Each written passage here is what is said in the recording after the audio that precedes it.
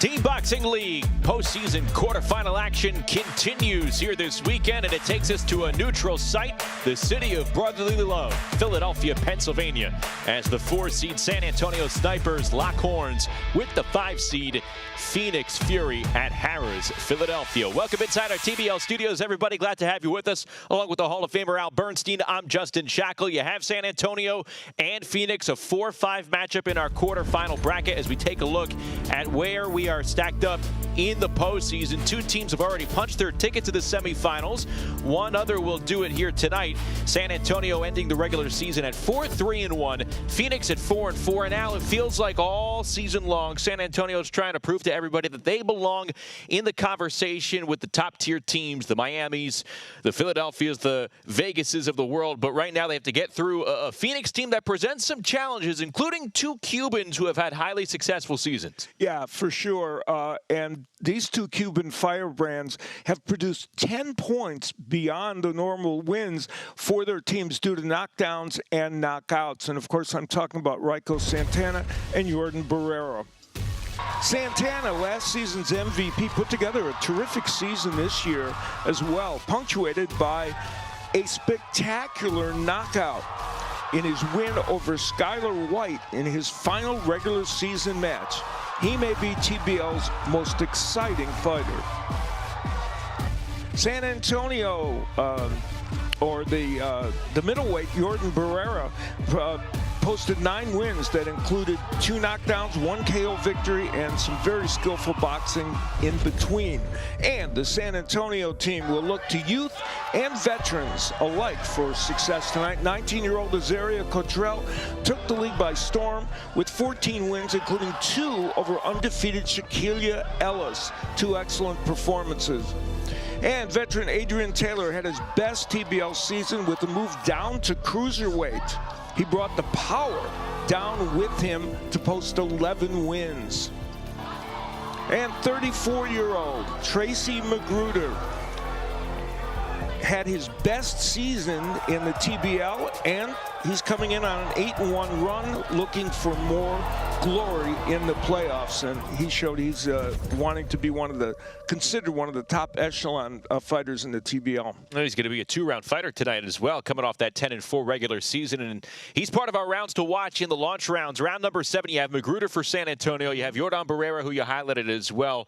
Both fighters, especially Barrera, presenting that fan-friendly style. This is one we need to pay attention to. Absolutely. And I think this could kind of set the tone a little bit for this matchup tonight, because Magruder and Barrera, as Justin said, they both performed so well this season, and they both, I think, feel they can come in here and make a statement tonight.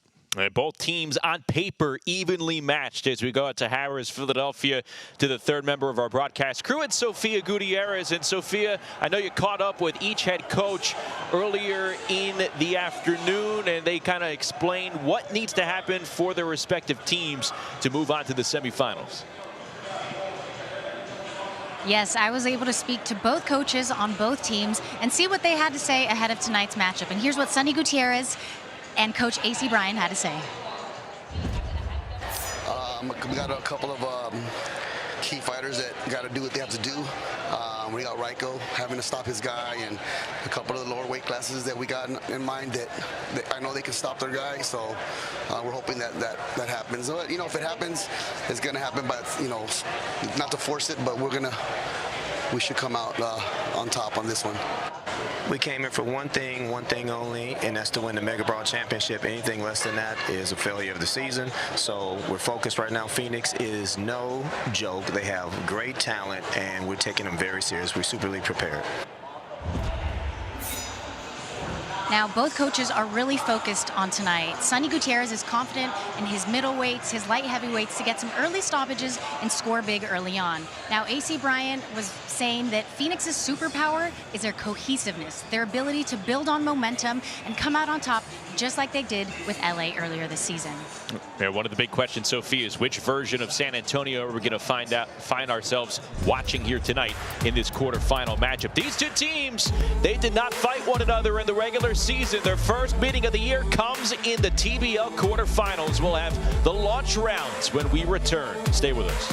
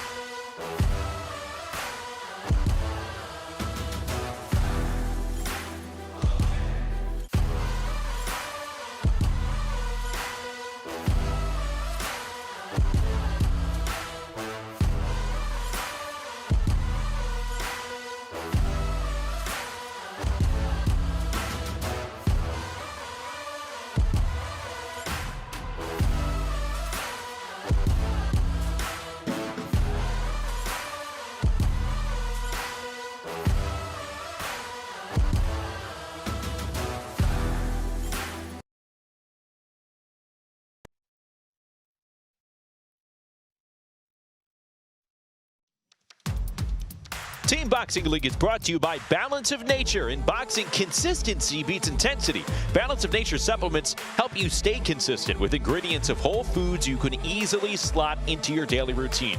Go to balanceofnature.com, use code TEAM, and start today.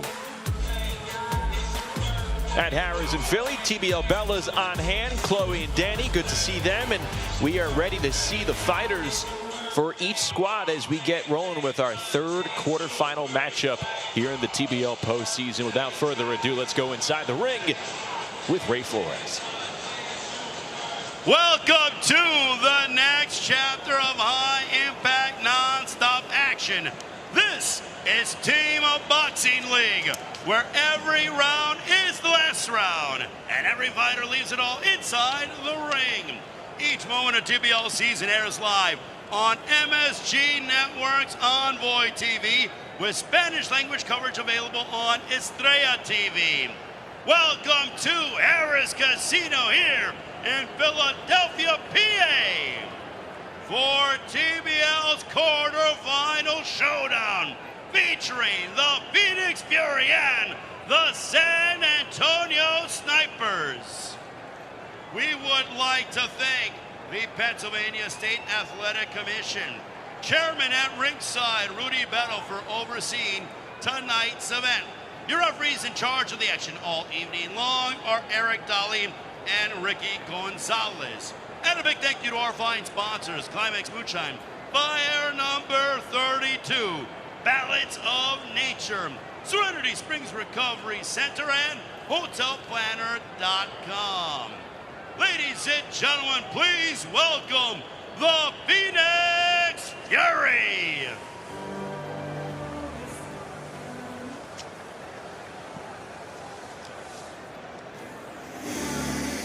Hey, Sonny, man, let them know what it is. We're not here to blend in. We're Here to come the stand Phoenix out. Fury. Yeah, buddy. Looking like they're all business here after a 4-4 regular season, opting without walkout music for the ring walk. Okay, But they do have their masks. they do, which are a staple for this squad, and they've played a lot of tight matches down the stretch. None of their 3 events were decided by more than 3 points, including their regular season finale, in which they beat Los Angeles 15-14. So in the last couple of years, Phoenix has developed a reputation. They could possibly go toe-to-toe with any team on any given night, and tonight is going to have to be their night, or they're going home. Yeah, as that the match with the elite that you referenced shows, if they can keep things close, they're very good in those late rounds. The coaches of the Phoenix Fury are Sonny Gutierrez and Joe Guzman. Here is the starting lineup for Phoenix. Featherweight Aniela Lopez. Featherweight James Pierce. Featherweight Tierra Brandt. Lightweight Kevin Quintero. Welterweight Joaquin Camberos. Super middleweight Adrian Aragon Ramirez. Middleweight Jordan Barrera. Heavyweight Manuel Villalobos. Welterweight Judah Israel. Welterweight Demarius Watson. Super middleweight Damian Lescali. 2025 TBL Most Valuable Fighter, light heavyweight Raiko El Corojo Santana. Cruiserweight Charles CP the Champion. And heavyweight Cesar Navarro. Ladies and gentlemen, that is the Phoenix Fury. And now here is the San Antonio Snipers.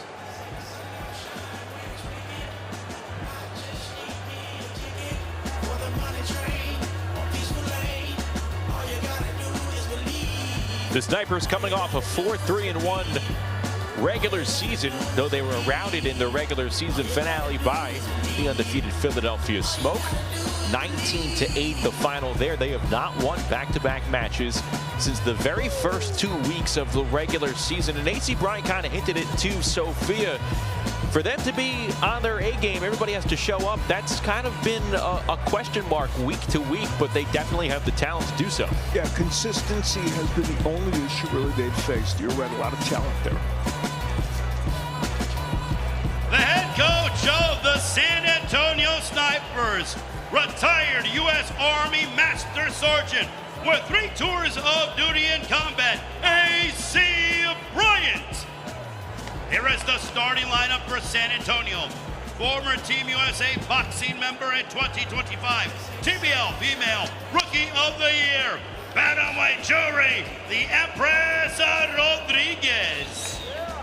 Featherweight Jason Wallace, 12-time national champion featherweight Azariah Cottrell.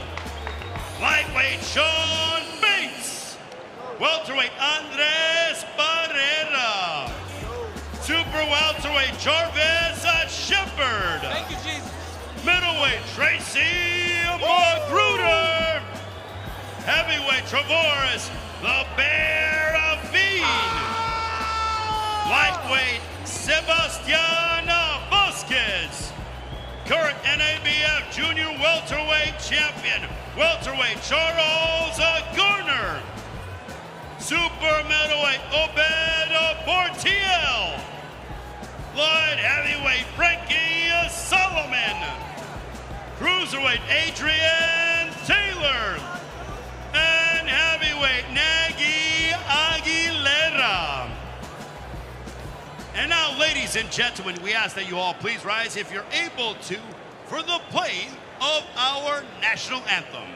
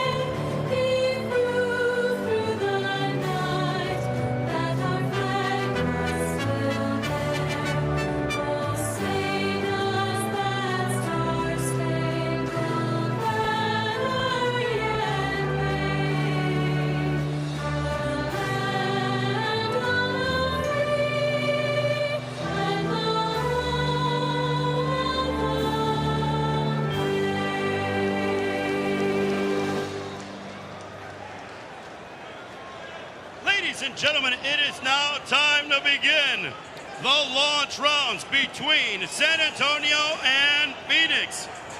First up, we begin the evening, round 1. At bantamweight, Phoenix Aniela Lopez. San Antonio Jury Rodriguez.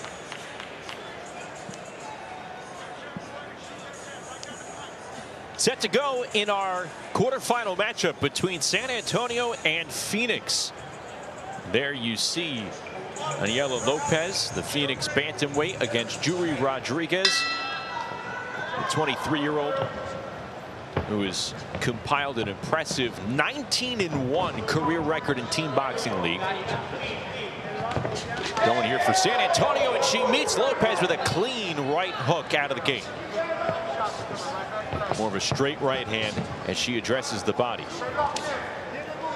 And for Lopez, question to be answered tonight. This is her first time back since being stopped by Elena Manduano back in May 24th. So this is a return for her after a tough outing.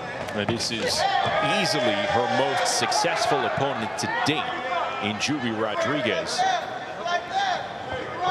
And it's interesting that Rodriguez has only fought 2 women this season. 4 matches against Mary Gwen Valinga and 2 with Natalie Zempolteka. So well rested also for this match. Yeah, she did not compete in the regular season finale for San Antonio. AC Bryant talking to him, he said that they were letting her rest once they clinched a playoff berth. Here she is. She's only going to be competing in one round tonight at the moment. That's all she's scheduled for as they punch with one another. Yeah, a couple of both fighters trying the right hand at the exact same time. And Lopez won her first 4 matches, but then suffered that knockout.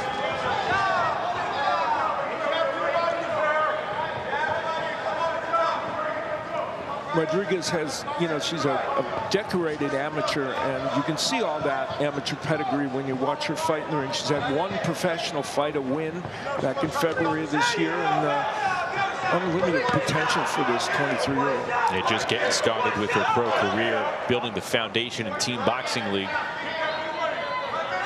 Born and raised in Houston, began boxing in 2012.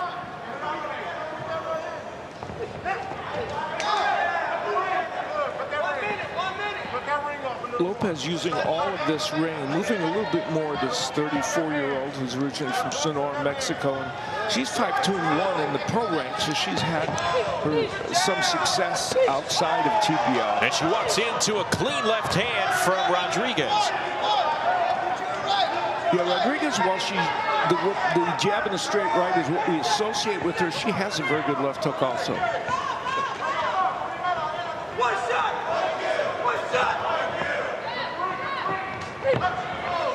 You know, Lopez is listed at 5'5", Rodriguez at 5'4". Lopez overthrowing that right hook as they smother one another, but in the meantime, Rodriguez trying to do all she can on that clench, work the body, and the round comes to a close. Well, early on, things were a little more, as both women were landing shots to the left and then from Lopez, and then a beautiful right hand from Rodriguez. But as the round moved on, Rodriguez did more of this kind of work on the inside and was busier, a little more volume.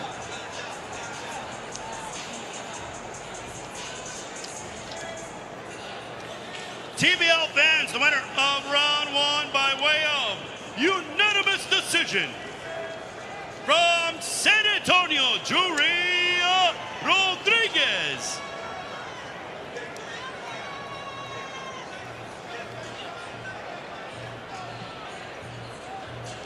Round 2 at featherweight, Phoenix, James Pierce. San Antonio, Jayshawn Wallace. So round 2 at 126 pounds, James Pierce, Jayshawn Wallace.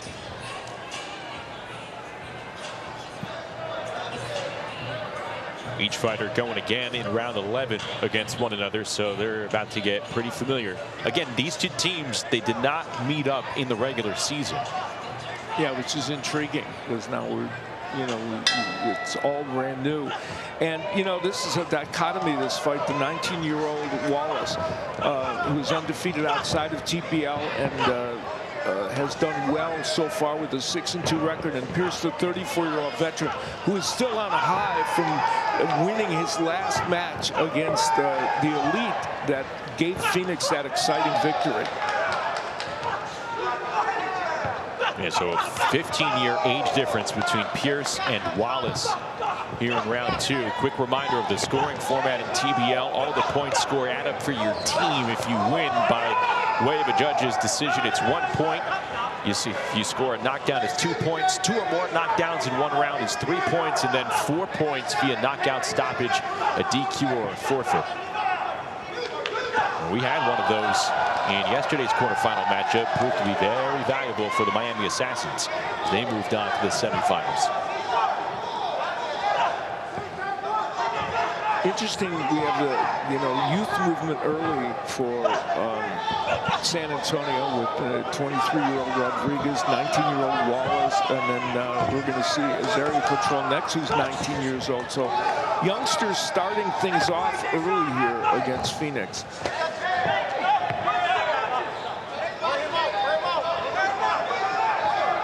Ricky Gonzalez instructing Jayshawn Wallace to bring the hands up halfway through the second round. Wallace has made good use of his jab, and that's been effective so far against Pierce. Counter left from Pierce.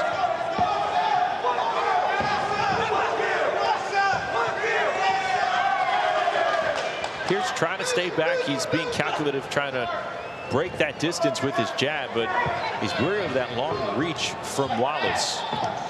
5'10" featherweight.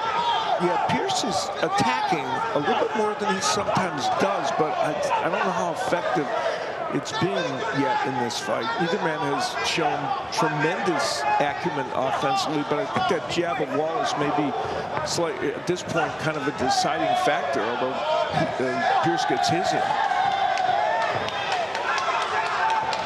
This is a San Antonio squad that retooled its roster in the offseason with a lot of highly decorated amateurs who were looking to turn the page, turn pro.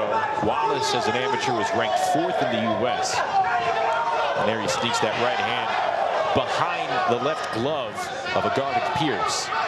Pierce has done some nice counterpunching in the last portion of this round, after I think Wallace got off to a better start. Good combo from Pierce near the end of the bell. And he's been dodging some of those long punches from Wallace. So a solid end to the round for James Pierce of Phoenix. That's a close round to score. Very much so, because Pierce did some really good work in the last minute and a half of that round. Wallace getting hit with that straight left hand by Pierce, and it became a recurring theme for James Pierce, landing really good shots. And you know, this is a kind of a continuation of his fight with Sean Brewer, also a lefty, when he won that last match against the Elite.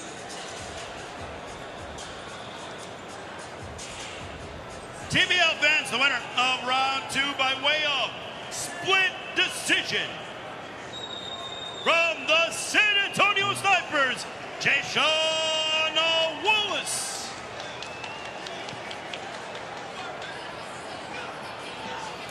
Youth will be served. Round 3 at featherweight, Phoenix, Tierra Brent. San Antonio, Azariah Cottrell. Tierra Brent entering the ring for Phoenix, and there's Azariah Cottrell off to a 14-1 start as a rookie. A contender for TBL Rookie of the Year, and she has taken care of a wide range of opponents. Her only loss was to Lizette Lopez, whom she also beat in a rematch. Brant, meanwhile, she's built up a 10-15 career TBL record, 5-7 this season. Got off to a fast start, 3-0, and then ever since, she's lost 5 of 7. Yeah, she's a very streaky fighter. She had a 7-fight win streak, a 7-fight loss streak, and a 5-fight loss streak during the course of her career. So it's kind of feast or famine with her. And her June 6th fight with Julia Gallegos was one of the best of the year, male or female, in TBL this season.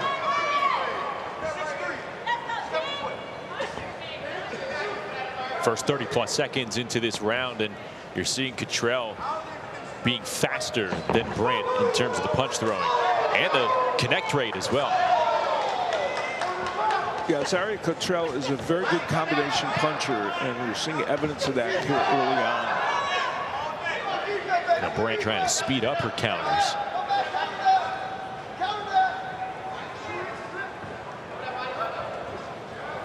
Feint for Tierra Brant. Cottrell staying steady, staying composed. Yeah, she is, for a 19-year-old, I mean, her poise in the ring is staggeringly good. And, you know, for her to have beaten Shaquille Ellis, 2 close fights, but for her to have beaten her twice is pretty extraordinary. Put a smack on Brant with that right hand, and again working the 3-punch combos. Azariah Cottrell, the former 12-time national amateur champion. Brant's issues have been defensive in the TBL that we've seen from her, and that's an issue tonight as she's getting hit with a lot of shots by Cottrell. And her background is more in Muay Thai than boxing, and she's really shown development, but you know, she's been in against tough competition.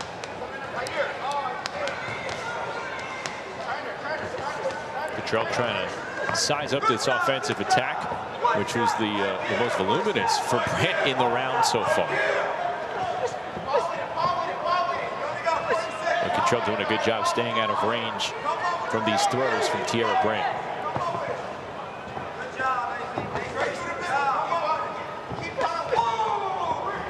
And a lot of what Cottrell's doing now is nice right by Brandt, but Cottrell is actually trying to lure her into counter a little bit. Got another right hand in. Azariah Cottrell going to work. The 19-year-old standing toe-to-toe with Tierra Brandt. No problem here in the third round. And you see Brandt, though, this is what makes her a fun TBL fighter. She's getting her own shots in, and she will battle in there. And connecting frequently here in the final seconds. How about this? Now they go toe-to-toe in the middle of the ring, and the round comes to a close. Well, they're going to meet up in round 9. Maybe we want more of the final 20 seconds of what we saw here in round 3. Well, you know, Cottrell getting off to a very big start in that round, and really more than mostly 2/3 of the beginning of the round. The right hand was ever present. But Tierra Brandt, who is, I mentioned the Gallegos fight, she was also in wars with Kaylee Knight. She comes to fight, and she showed that toward the end of the round. TBL fans, the winner of round 3 by way of unanimous decision, Azariah Cottrell.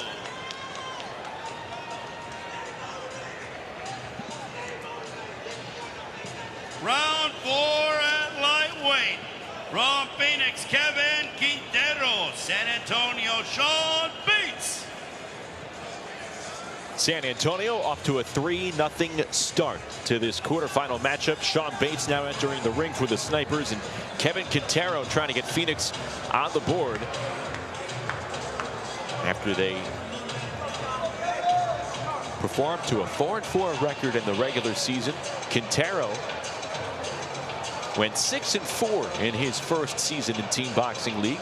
Had a couple of signature wins over the veteran Oswald Caballero of Vegas, Diego Dominguez as well.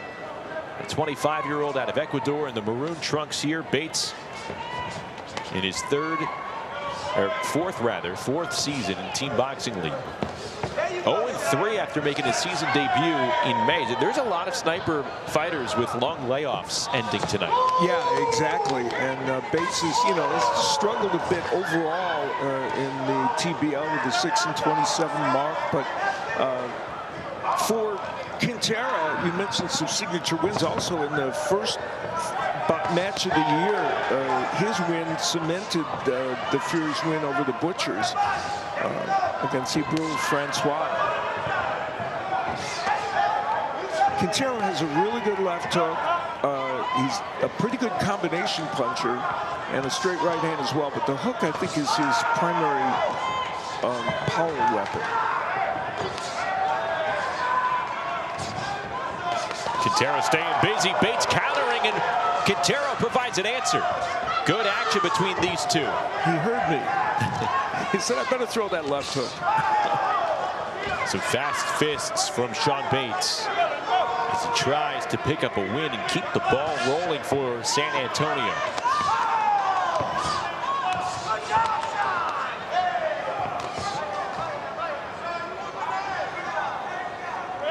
And now, as of right now, as we watch these two battle it out, they are scheduled to go in the 24th round tonight. So you wonder if these two teams, they fight close to the finish, it could be decided between Kevin Quintero and Sean Bates. Yeah, really, that's a very good point. And you know, Quintero went into this fight, I think, as a favorite, obviously, and he's performing that way so far. And landing some big power punches, and Bates, you know, struggling a bit, although there he gets in a good left hook, Bates, but he's struggled a little bit to get off offensively.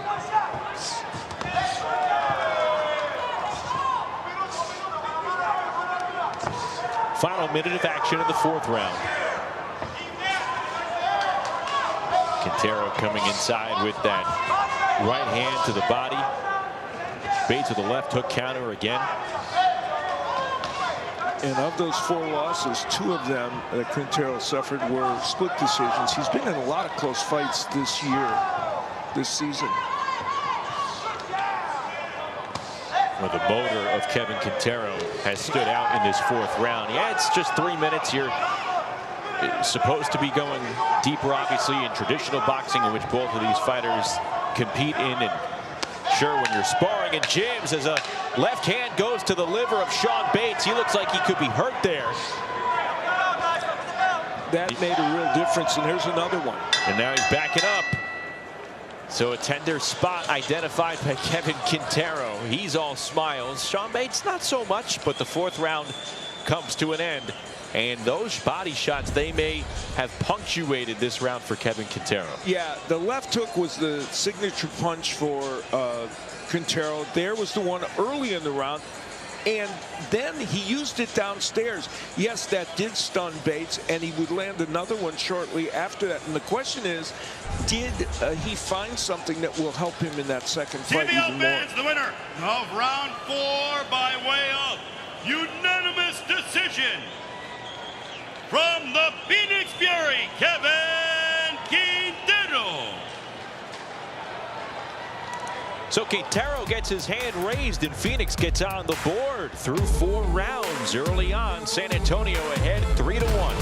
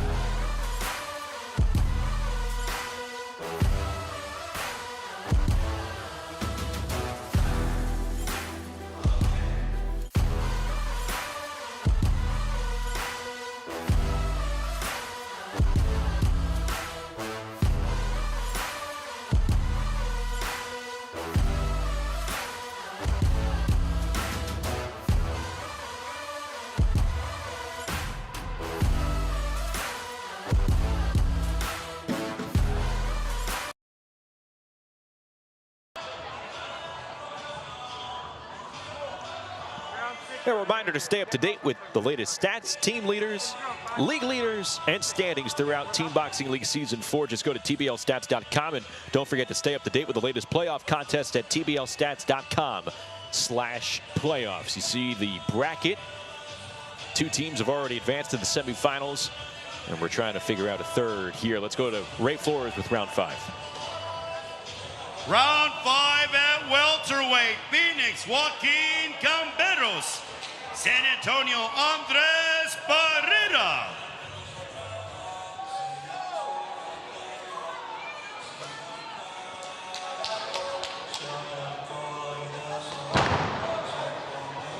Oh, loud entrance for Andres Barrera.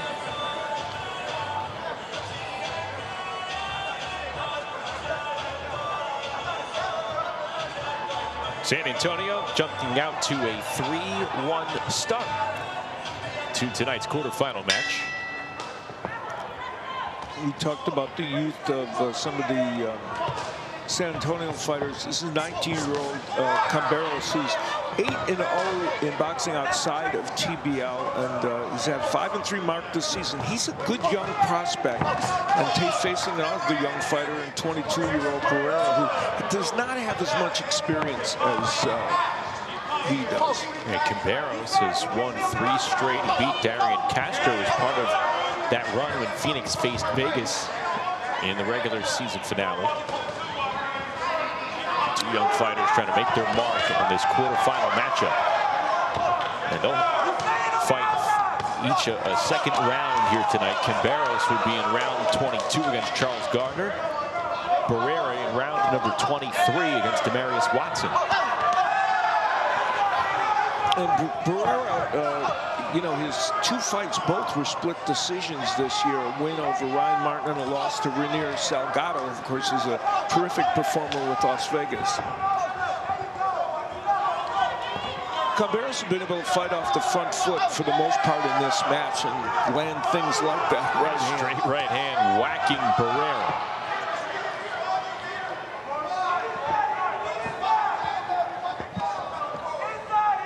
couple of the people that really know Camberos from the Arizona area where he is at, they say he's a really good young prospect that they've seen. A couple of left hands finding their way in from Joaquin Camberos. Camberos of Mexican heritage, nicknamed El Jr. Barrera's starting to find a little bit more offensive rhythm, or at least he's been able to get a couple of punches in, but for the most part, still on his heels in this match.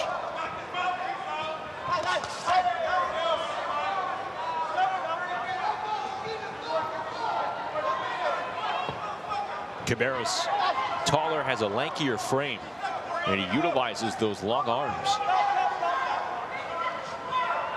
He scored a knockdown in his debut in TBL against Yorman Guerrero, which showed some power, which he does have with 6 KOs and fights outside of TBL.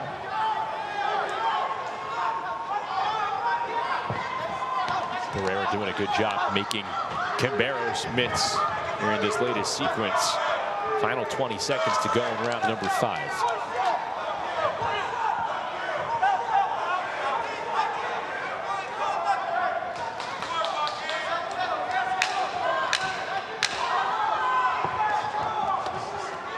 Guerrero putting his head down and letting the fist fly. Good job by Camberos, evading most of those punches. But a right uppercut may have connected from Barrera near the end of the bell. Well, Andre Barrera, happy it looks like with what he did, although a lot of that round was dominated by the 19-year-old Camberos. The right hand by Camberos was very effective, and because he used the jab so well to set it up. And later in the round, Barrera was able to do a little more work, but for the most part, at length, Camberos controlled things and landed yet more right hands. Ladies and gentlemen, the winner of round 5 by way of unanimous decision from the Phoenix Fury, Joaquin Camberos.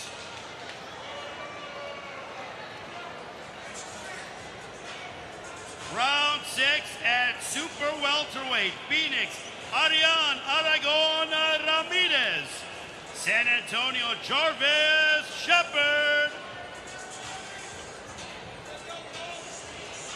So the Phoenix Fury winning back-to-back rounds. It's a 3-2 San Antonio lead as we move on to round number 6. Arian Ramirez for Phoenix and Jarvis Shepard, who you see on your screen right there. 37-year-old southpaw. He's been limited in 2026 for San Antonio, and talking with AC Bryant before today, he said he is counting on the return of Marvelous Jarvis for San Antonio to make their mark here in the quarterfinals. This one gets underway. Sofia Gutierrez hanging down by the corrals, and she is with one of the fighters who are coming up next. It's Manuel Villalobos. Manny, now talk to me about tonight's matchup. What does Phoenix need to do to make sure that the winning streak keeps going? We need to individually give our best. It doesn't count to just tell everyone to do their best. They have to each go in there and do our job so that we get that edge. Right now we're a little under, but he'll get us back up. But we really do need to focus on getting that, I guess, that momentum going so that we can set up a pace and stay going and come out winning this tonight. We're going to see you up next. What can we expect from you? I'd like to think a lot of explosiveness, a lot of aggressivity. He's a pretty good opponent, so I'm prepared for it. Well, best of luck. Back to you guys. Thanks, Sofia. Manny Villalobos will be taking on Trevoris Veen in round 8, so a couple more rounds to go. And for Ramirez, it is 1-3 record. A little deceiving because 2 of those losses came to G.I. Brown, who is 26-12 in the TBL, really one of the better fighters. And he's coming in off his first TBL win over Hadrian Phillips. And the return of Shepard, which you talked about, you know, he's 6-2 overall in TBL, though he's 2-2 this season. So, yeah, I think Coach Bryant may be hoping that he brings back the form he had before.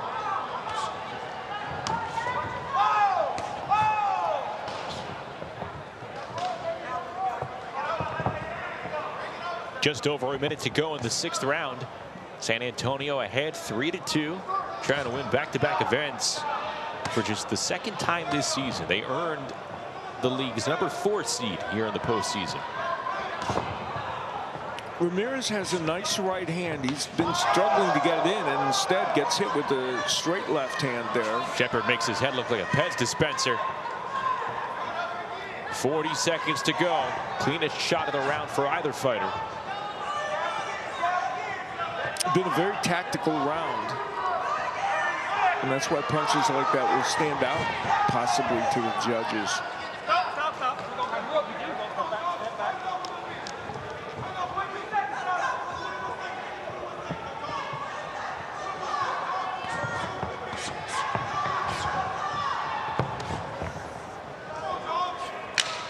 And some of this, so far, what we've seen this round, the experience of Shepard, a 7-0-1 record outside of TBL, and he's had a few more matches in TBL, and he's more of a veteran, may have helped him a little in this match.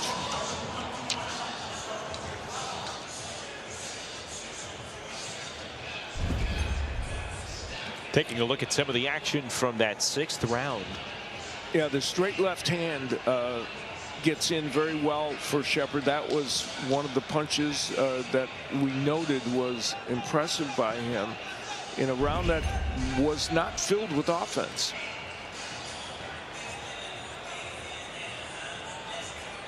TBL fans, the winner of round 6 by way of unanimous decision from the San Antonio Snipers, Jarvis Shepard.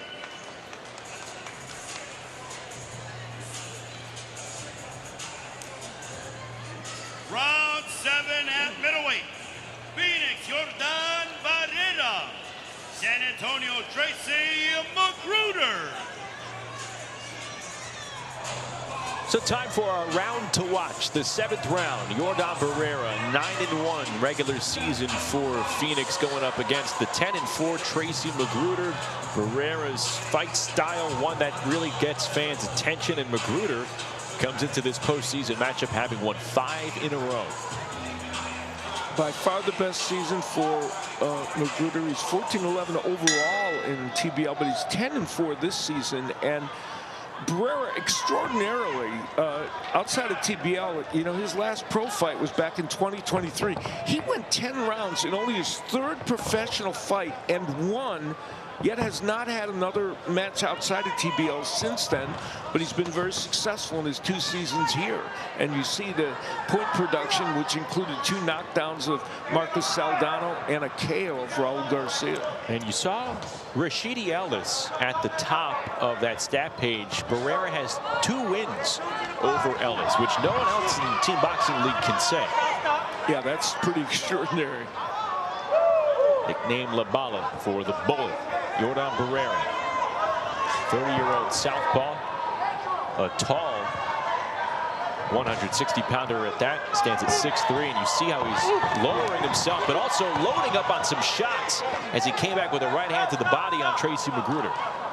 And you see Barrera kind of holding on the inside. He doesn't want to fight on the inside. He needs a little bit of room to navigate that reach, and Magruder, I don't think, would mind being a little closer to him.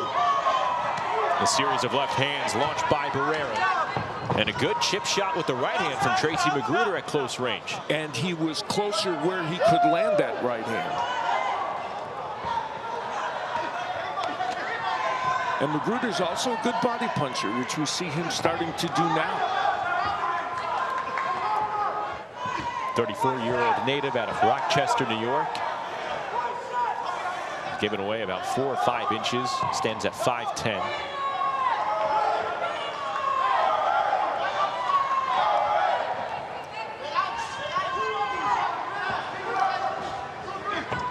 I mean, he started the season with 2-3, and now he's 8-1 since. So it was, a sluggish beginning, but boy, he's picked up the pace a lot. And this fight mirrors that. The first part of this fight, very difficult for him, but he kind of picked up the pace a little bit in the last minute or so.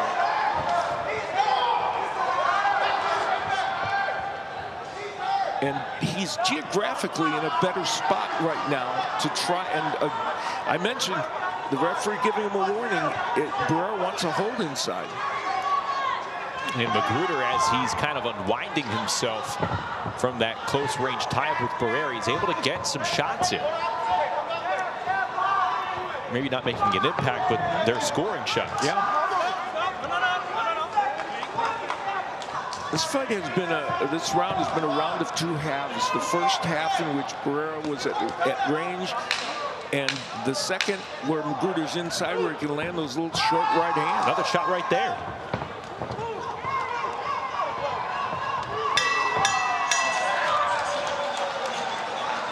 That ended up being kind of what we thought it was going to be, a very competitive round.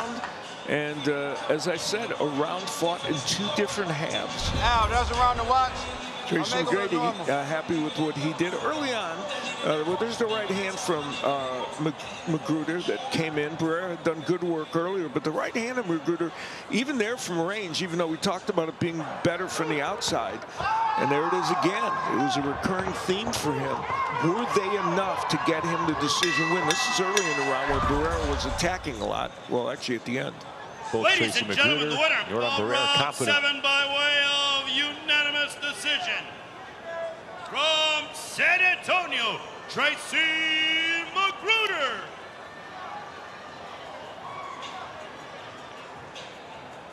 We said it might be a tone setter. We'll see if it is. Round will be in the heavyweight division. Phoenix Manuel Villalobos, San Antonio, Trevores Bean.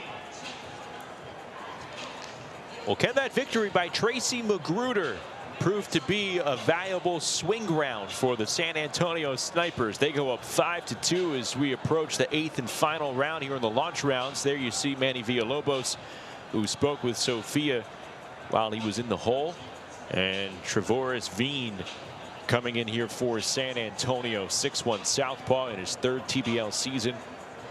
He started the season 7-1 and finished the regular season 7-7. Dropped 6 straight. And Villalobos in a position here with his team down. He's had 2 stoppages this season. As you look at the point totals, and part of the reason he's got 9 points is because he had KO wins over Kimbo Boykin and Jamal Scott. He's got to make his time count in front of Veen right here, because this is the only round he's scheduled to compete in tonight. Veen is a lefty that has kind of deceptive hand speed, and he showed that early in this season when he went on that nice run, and not so much in recent times. For Villalobos, it's that overhand right that we're going to see from him on occasion. Veen sneaks in a left uppercut as Villalobos going more punches in volume. Veen picking his shots. Veen is a very good inside fighter. Villalobos needs a little more room for that right hand. And Villalobos is kind of creating an inside fight, which I think is kind of interesting.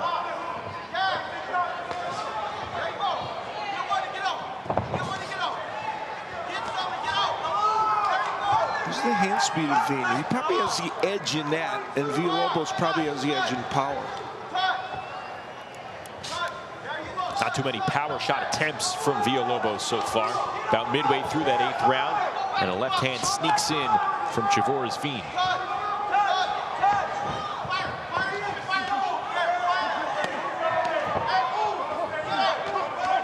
I think Villalobos has kind of smothered his own power by getting on the inside against Veen and giving Veen a chance to work with those uppercuts and the hand speed that he showed. This is a good showing from Trevores Veen, who comes through again with a left uppercut. He's had 2 of them. Now you're seeing the boxing and the power shots from Trevores Veen. He's taken over here in round number 8. He may have Villalobos hurt. This is the Trevores Veen we saw early in the season. Ricky Gonzalez, the referee, looking on pretty close. A little over 30 seconds to go. Villalobos trying to battle back, but man, what a swing this would be if one of these heavyweights for San Antonio could pick up some extra points. Now Villalobos trying to do what he can to push Veen off his tilt and hold off any more punishment that could possibly come here. But Veen taking over in that final minute. Villalobos finally landed a power shot, a left hook, but it didn't deter Veen, and Traverse Veen rightly happy about what he did. So is AC Bryant.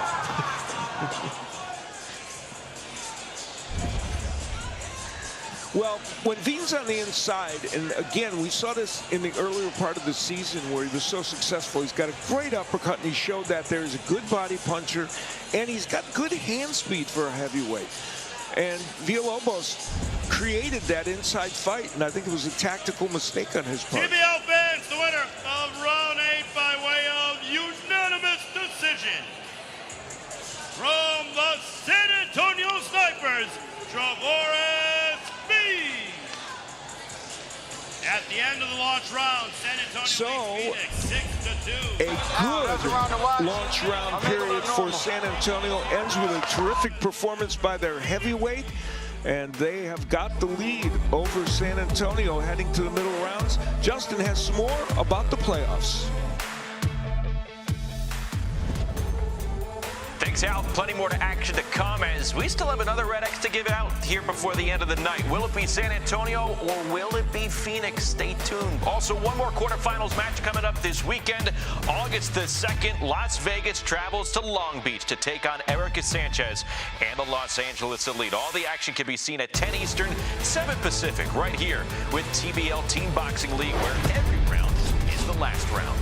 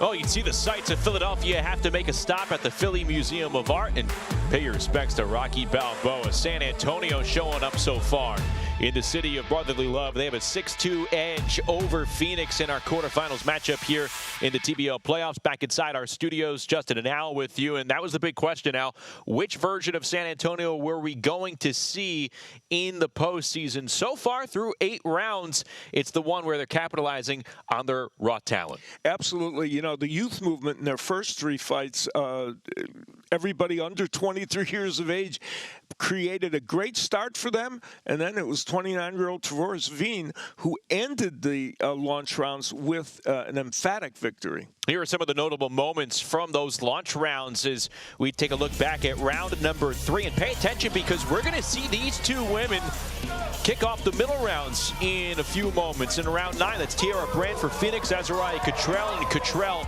just showing the amateur pedigree in the ring. Especially in the first part of the first 2/3 of the round, Tiara Brandt was hit with a lot of right hands, and the combination punching was excellent also. But as they got through this fight, toward the end, good battle between these two, but Cottrell gets the job done. And then over in round number 8, Manny Villalobos in his only round of the night for Phoenix right there on your screen, going up against Trevoris Veen. And Veen displaying why he is one of the better heavyweight boxers in this league. Yeah, he showed why he went 7-1 at the beginning of this season.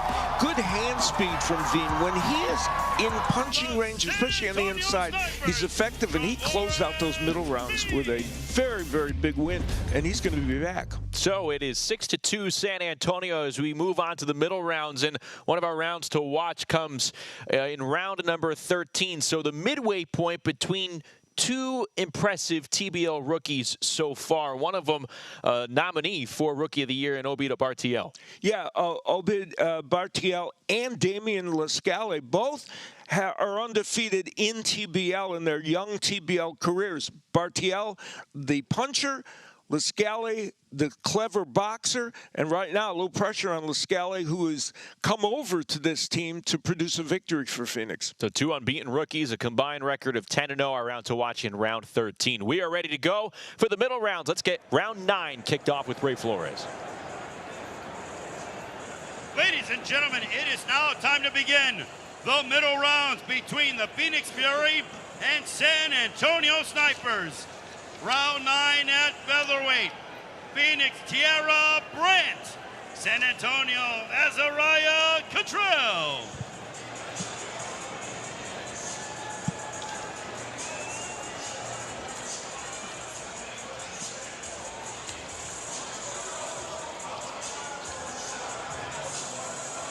Cottrell winning via unanimous decision in round number 3. San Antonio jumping out to a 3-0 start. Phoenix won back-to-back rounds at 135 and 147 pounds. And what did San Antonio do for an answer? They won the last 3 rounds in the launch round phase. So here we go. San Antonio up 6-2 as we begin the 9th. And the question is, can Tiara Brandt revisit the last 25 seconds of the previous round, in which she was able to land a lot of good shots in exchanges with Cottrell after being dominated for the first 2/3 of the round? Was that an aberration for Cottrell, or is that part of the formula for Brandt to get to this 18-year-old out of Hawaii?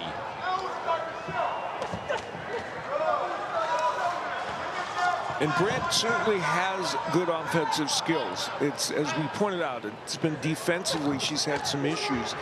And Cottrell got her right hand in a lot in that first round.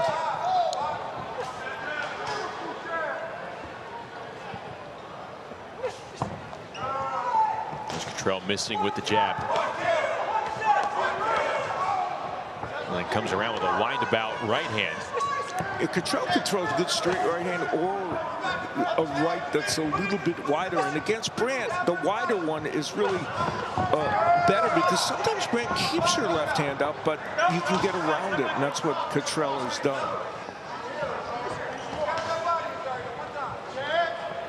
If you're Brandt, you want to be fighting on the front foot, but when you get those moments, when Cottrell has got her back to the ropes, from Brandt's standpoint, you have got to throw your hands. Just like that. Yep. Came through with the right hand, and another one with Cottrell in the corner. Does a good job dodging a lot of those punches, but a couple did connect. Yeah, Cottrell has allowed herself to be trapped on those ropes a little bit, and she is a good counterpuncher, Cottrell, but I don't know if that's where she wants to be most of the time.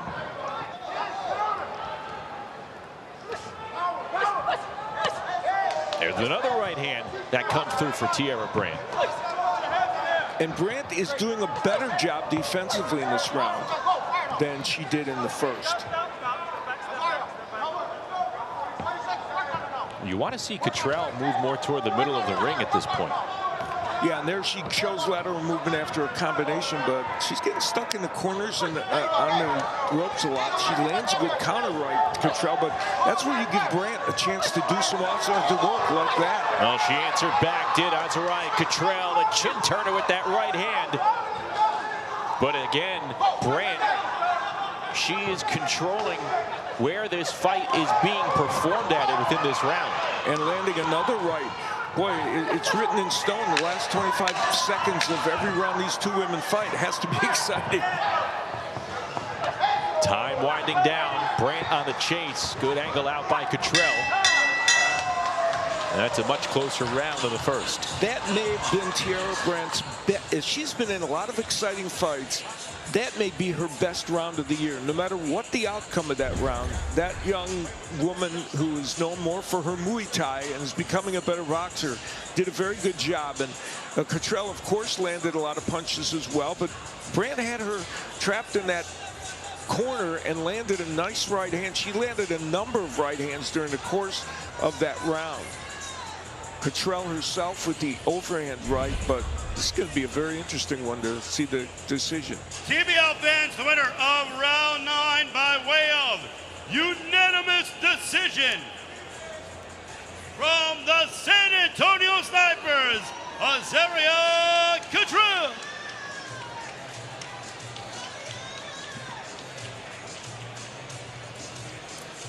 Round 10 at lightweight. Phoenix, Judah, Israel. San Antonio, Sebastian Vasquez. Well, San Antonio goes up 7-2. And one thing I will say, Al, just because it is a unanimous decision doesn't mean that the judges didn't think it was a close round. But we saw good work from Tiara Brandt there. Cottrell did counter some of those clean shots that Brandt did get off. And she did have a good first third of the round. Very close. So San Antonio has built a 5-point lead in the overall team score as Judah Israel in the maroon trunks goes at it with Sebastian Vasquez in the silver for San Antonio. And Vasquez has been involved in some really exciting rounds this season in TBL. He's 2-4, but 4 of those fights were against Malik Lark, and he's 1-3 against Lark. Lark, a really tough Dallas fighter who very good at this weight class.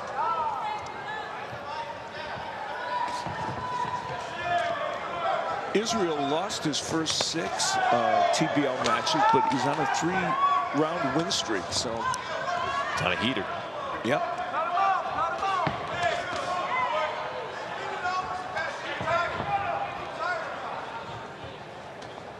Israel with a very composed demeanor here in the ring. He has the blue tape on his gloves.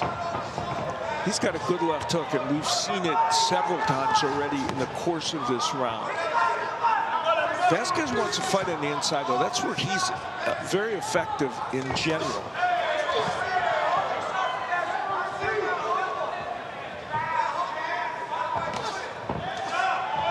And from a lefty stance, Israel lands a straight left, so he switches, and it's effective momentarily for him. Doing a good job guarding himself at close range. And time stopped because some of that tape came off the glove. So clock stops at 1:23. And Israel, more often actually has fought as a lefty in a lot of fights. And tonight he's switching, really came out as a righty, and he's very effective with that. Another land by Israel. And it comes from that left hand.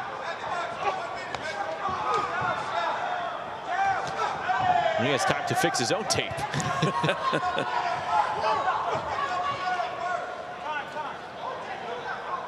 Ricky Gonzalez calling time again. That tape coming undone. It's a quality rip by the commission. Yeah, well, it's very attractive. Unfortunately, it's not staying on very well. This has been one of the better technical performances by Israel. I mentioned he's had close fights, and he does have the 1 win, but this is, to me, one of his better technical efforts. That's where Vasquez can do good work when he's on the inside.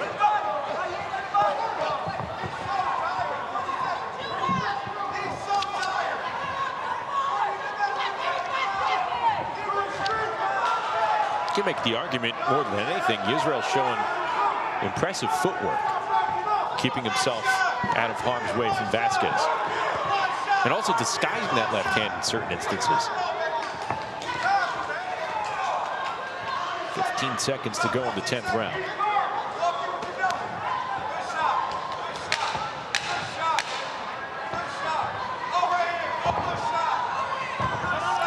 Sebastian Vasquez, when he's been on the inside, hasn't been quite as effective as I think he would like to have been. We'll see how that reflects itself with the judges. And here's the left hand that we talked about so much with the Israel.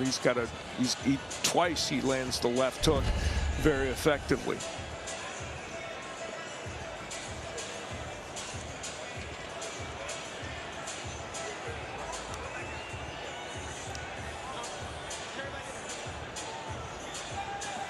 TBL fans, the winner of round 10 by way of unanimous decision from Phoenix, Judah, Israel.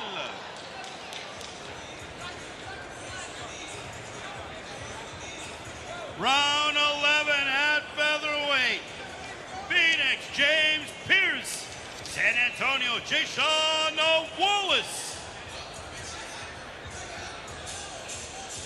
So we have a rematch of round number 2 and a close round that went to a split decision here between Wallace and Pierce. Yeah, the young Wallace got the nod in that match, and Pierce disappointed, and it was a very, very close match. It really could have gone either way. Set to begin round number 11. Well, Julie Rodriguez, one of the impressive fighters, pound for pound in Team Boxing League. She was victorious in round number 1. She's standing by with Sophia. Drury, incredible performance in that first round. How important was it for you to start things off for your team tonight? Well, first and foremost, I want to give all glory to Jesus Christ. That's why I'm here today. It meant everything to me to go out there and show out for my team, starting them off with a great win. Now your team is doing well tonight. What is it that you most like from your teammates tonight? I just love the unity that we have. We support everybody. You know, we have our bumps and here and there, but we support each other 100%, and we believe in each other. Thanks, Drury. Back to you guys. Julie Rodriguez getting her hand raised for the 20th time in her TBL career earlier tonight. Now 20-1 in her time in Team Boxing League. Good shot from Wallace, and he's connected on a couple of them. Yeah, Pierce has been pretty aggressive and has found a home again for the straight left on a few occasions. Wallace using more movement in this round even than he did in the last one. And of course, Wallace's jab was what he showcased early in the last round, but then Pierce came back effectively in the second part.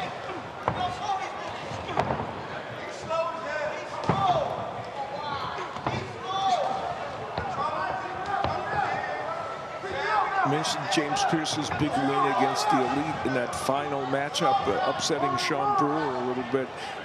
He understands the team concept, and he's going after it and lands a straight left hand.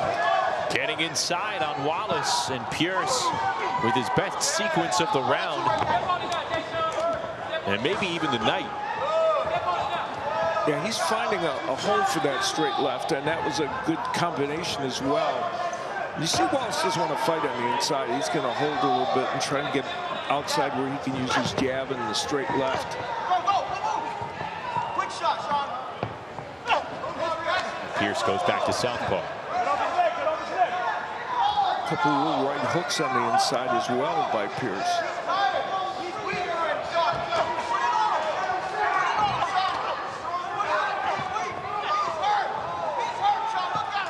Wallace and Pierce battling it out in the middle of the ring. Very interesting matchup. It was in their first round, and I think it is in this one as well. And really, I played out kind of similarly because Pierce, in the second part of this round, I think doing a pretty good job against Wallace.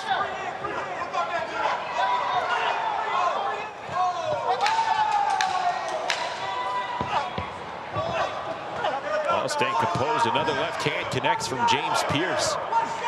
They've connected more frequently in this round than they did in the second, and that was a close round That went to a split decision. We'll see where this one goes regarding the judges' scorecards. Well, after Wallace boxed fairly well in the beginning part of the round, James Pierce found a home for that straight left, and he landed some good combinations as well. And his team could use a win right now.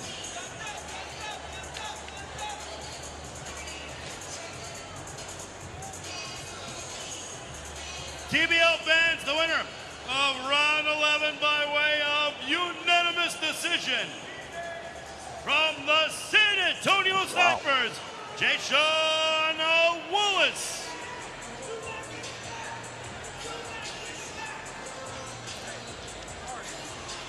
Round 12 at welterweight, Phoenix Demarius Watson, San Antonio Charles Garner.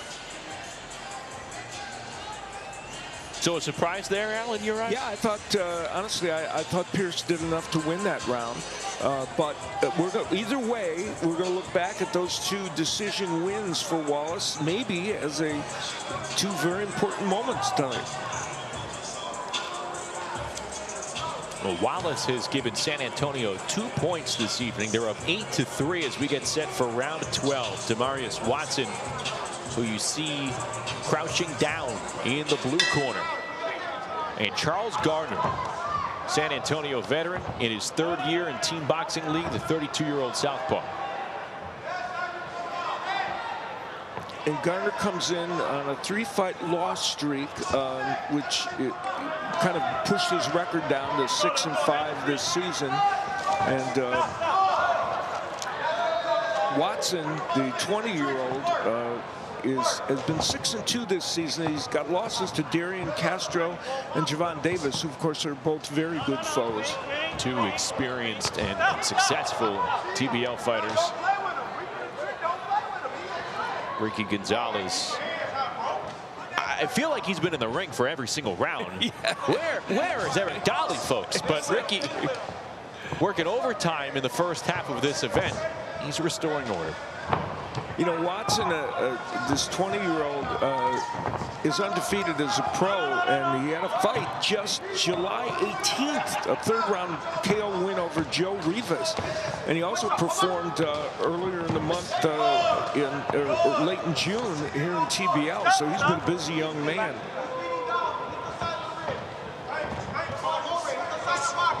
Can the 20-year-old pick off the 32-year-old here in the 12th round? There's a sharp left hand connect from Charles Gardner. Watson answers back with the left of his own.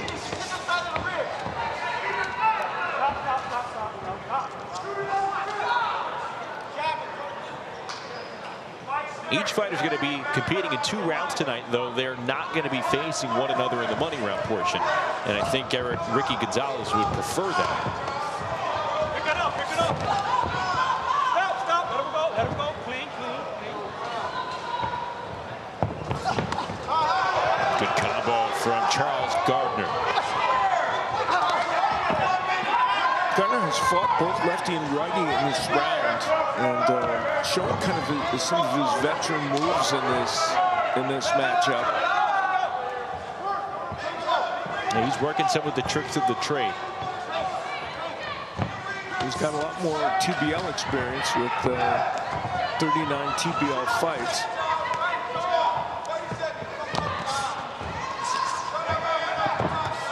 Seconds to go. San Antonio trying to pull away early, up by 5 points. And another combination land from Garner, a 2-punch shot. Watson slow with the counter. Watson has tried to be more aggressive here in the second part of this round, but how effective is it? Nice left hook by him, but has he done enough offensively? There's a shot from Watson.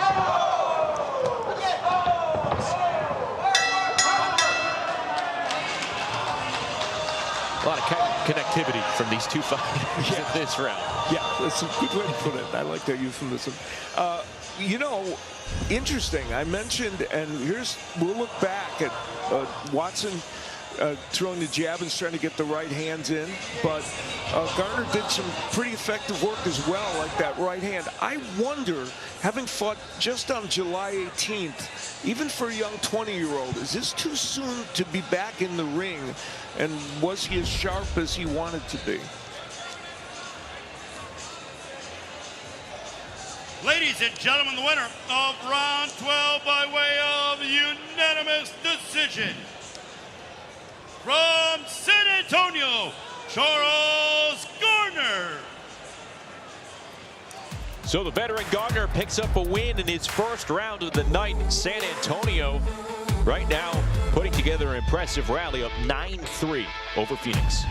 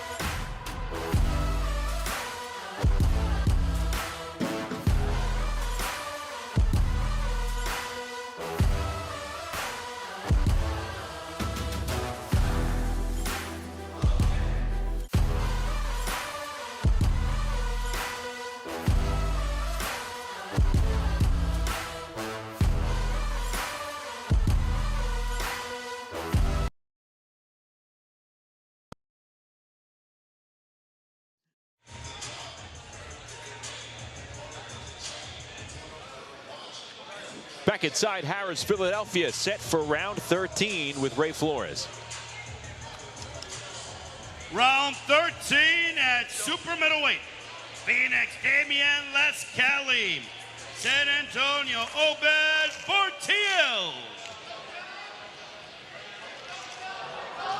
Obed Bartiel, a Rookie of the Year nominee in 2026, taking the ring for San Antonio, who's up 9-3 and really has a chance over the final half of the middle round portion to distance themselves even further from Phoenix.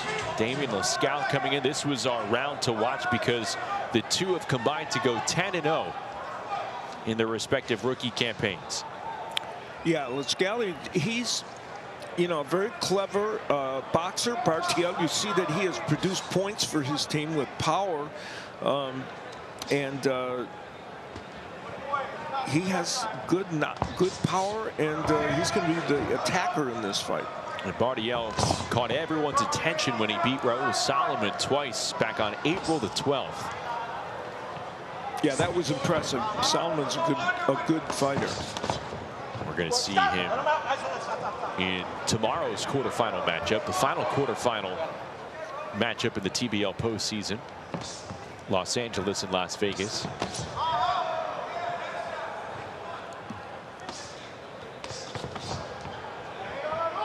Bartiel, known as a switch hitter. Lescali, 27-year-old southpaw. And there you see him in that southpaw stance. Comes through with the right hand. Lescali has really good hand speed, and he's a very, very clever boxer. So Bartiel is, as we said, powerful and good offensive fighter, but he's facing a little bit of a Rubik's Cube in there tonight.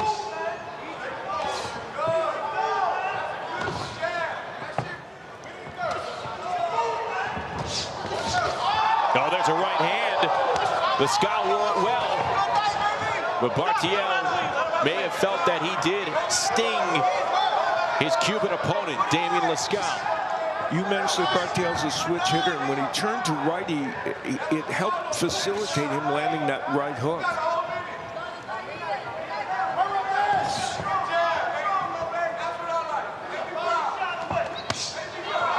Sharp right hand to the body from Damian Lescali. Keep working in there. Keep working. Stop. Impressive that Lescali took that right hook. Bartiel, a good puncher. There's a sharp right hand that sneaks through from Bartiel, followed by a two-punch combo. And another right hand.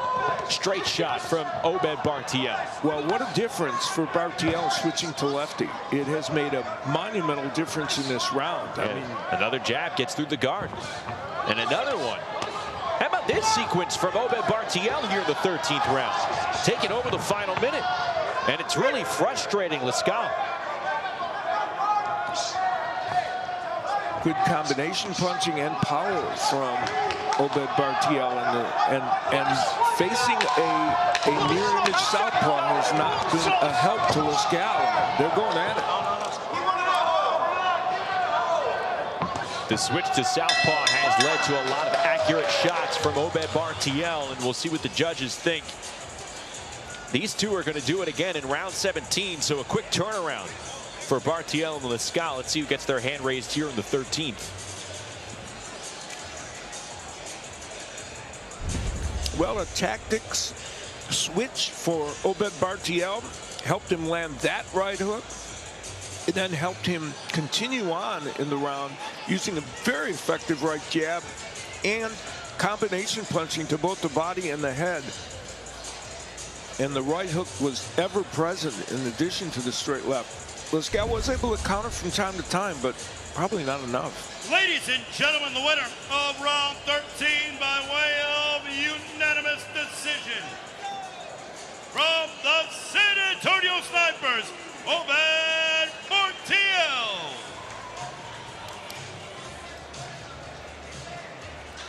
Round 14 at light heavyweight, Phoenix Rico Santana, San Antonio Frankie Sullivan. Well, as San Antonio has built a 7-point advantage, up 10-3. Phoenix needs an answer. Could come in the form of Rico Santana here against Frankie Solomon.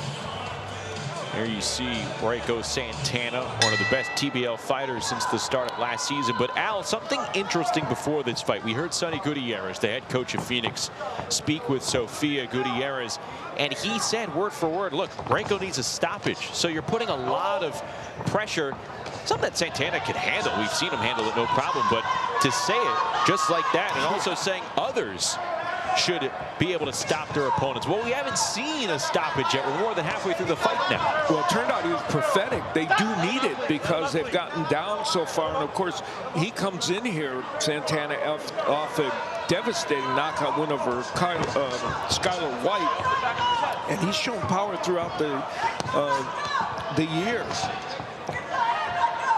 So what Sonny said, either he's setting the bar high, or he's explaining what exactly is needed for Phoenix to actually pull off this win here in the quarterfinals. Yeah, and right now, while you probably maybe penciled Santana in as a likely winner over Solomon, who's not won yet this season, the question of extra points is a different question. And Solomon coming back, here comes Solomon coming back with a little offense. There's a right hand from Rico Santana. And then he leans on Solomon. Place Solomon doesn't want to be is against those ropes, but even in the center of the ring, he is taking. Now he's badgering him with that right hand, and the latest one sends Solomon down. Rico Santana may have just picked up exactly what the doctor ordered for Phoenix. Solomon is on his feet.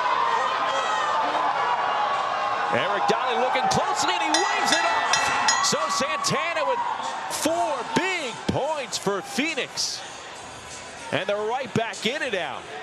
And that is why Rico Santana was the MVP last season and why he has put together such a good season this year. So he is now twice for Phoenix in a row created a knockout win, and couldn't have come at a better time for them, obviously, in these middle rounds. I mean, he is just an exciting fighter. I mentioned possibly the most exciting in the TBL. The overhand right is going to be the big finisher, I should say, for Rico Santana. He is celebrating, and I'll tell you what, he has a good left hook, but the overhand right is, I think, the clincher for him, and boy, he used it against Solomon. sending Solomon, who remains winless this season, and we are not likely to see Solomon again here tonight, that's for sure. Will be interesting to see what happens in that 20th round. Santana and Solomon were scheduled to go at it again. And Ladies and gentlemen, a referee in Santana charge, gets his Eric hand raised. Dolly, waves off the 14th round at 1 minute 48 seconds for your winner by TKO. 4 points going to the Phoenix Furies, Raiko Santana. Well, it's good to see Solomon exit the ring under his own power. Round 15 at cruiserweight. Phoenix, Charles Pugh. San Antonio, Adrian Taylor.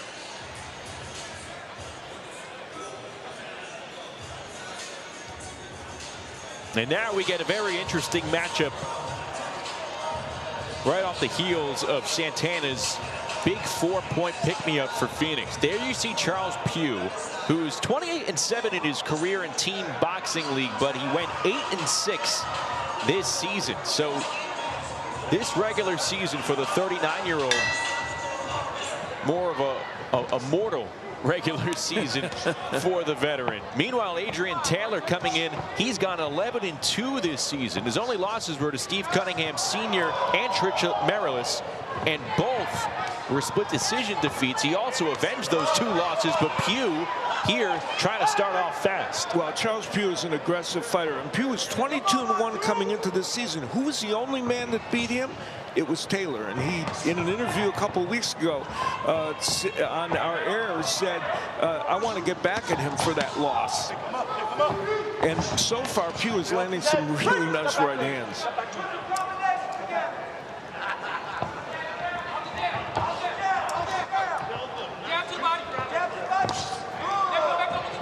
And this figured to be a battle of right hands. Taylor has a really good right, and so far, Pugh's have been a little bit more accurate in getting in a little bit more. They are 1-1 overall against each other. Big wind-up with the right hand for Pugh. Taylor holding on. There you see their career records in Team Boxing League, each with over 25 victories apiece. And Pugh's had a good second half to this season. He's 6-1 since in the latter part of this season. So he's coming in with some momentum after he had a very difficult beginning.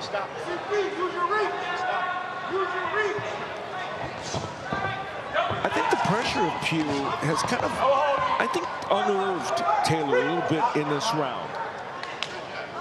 He was able to get off first, and Taylor's had a little bit of a hard time, I think, regrouping in this round. We'll see what he can do in the last minute.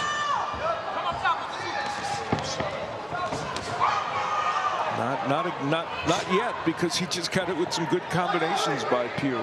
Yeah, Pugh's aggressiveness paying off in this 15th round. Taylor's going to try and rally over the final 40 seconds. Sneaks in a good left hook. The last 2 rounds have been a big momentum shifter in this matchup, and Pugh is kind of continuing that in this round. Yeah, off the heels of a stoppage where your team is rewarded 4 points. A huge momentum shift is just to come out there and score at least 1 point. Just win the round. Find a way to win the round and keep that momentum going. Because in 2 rounds, it's a big 5 points. And very important, these 2 men are going to face each other again.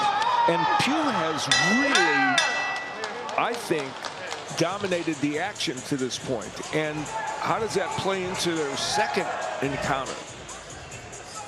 Charles Pugh asserting himself in the 15th round against Adrian Taylor.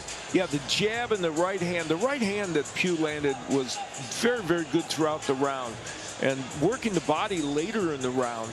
And he kind of became more of a boxer in the second part of the round, throwing some combinations, then moving a little bit.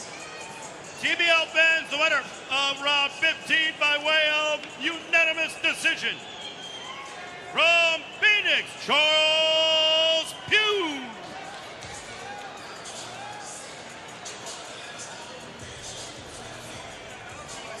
Our final middle round will be in the heavyweight division.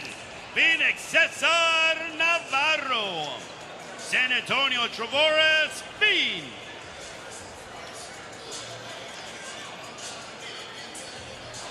Round number 16 set to begin. Second look at Trevores Fiend tonight. He picked up a unanimous decision win over Manny Villalobos in an entertaining 8-round performance in which it looked like he had Villalobos hurt. So what can he do here against Navarro, who's 3-7 in Team Boxing League, and he's dropped 3 in a row? And a key point is Navarro, while he scored a knockdown of Sam Clarkson, was also knocked down by Devin Young. And he's not a big heavyweight. Boy, the last thing they need, Phoenix, right now is anybody getting knocked down if it's not your opponent. Navarro coming out aggressive. Eric Dolly telling him to keep his hands up.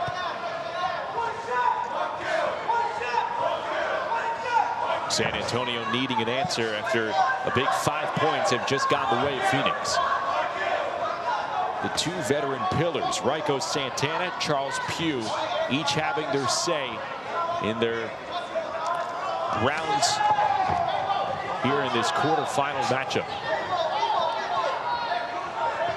And Navarro, outside of TBL, has 13 knockouts in his 15 wins. So he has power, and we mentioned he knocked Clarkson down. But we've seen Veen and his power. He got a knockout victory earlier this season. Veen did against Jarvis Jones. So. And he's more measured here against Navarro than he was against Villalobos. And part of the reason for that is Navarro's fought from range. Villalobos came on the inside where Veen could be a little bit more aggressive.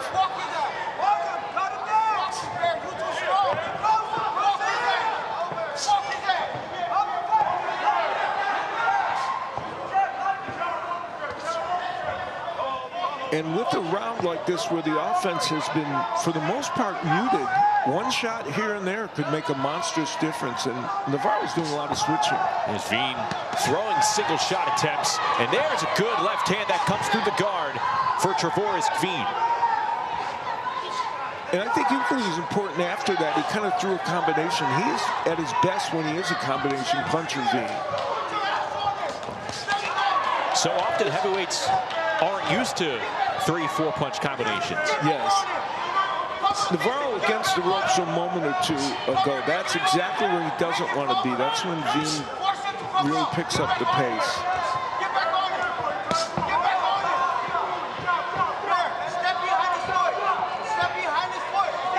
And Navarro's had problems this year when he has been has had lulls offensively, where he hasn't done enough offensively.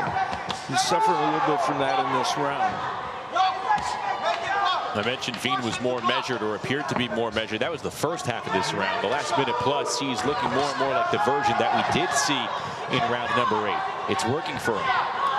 Yeah, and you know, he's put together enough of those combinations that I think Navarro, who you see coming forward now, feels the onus to do something offensively in this round. Navarro trying to swipe at Veen along the ropes. Bell sounds, and that's the end of round 16 and the middle rounds. And it could be that Trevores Veen has put an end to the momentum, at least momentarily, for Phoenix. After, as you said, maybe not being as aggressive as he was early, Trevores Veen came to life offensively in the last half of that round, and throwing some of those combinations, Navarro firing back, but for the most part it was Veen doing most of the offensive work. TBL fans, the winner of round 16 by way of split decision from San Antonio, Trevores Veen.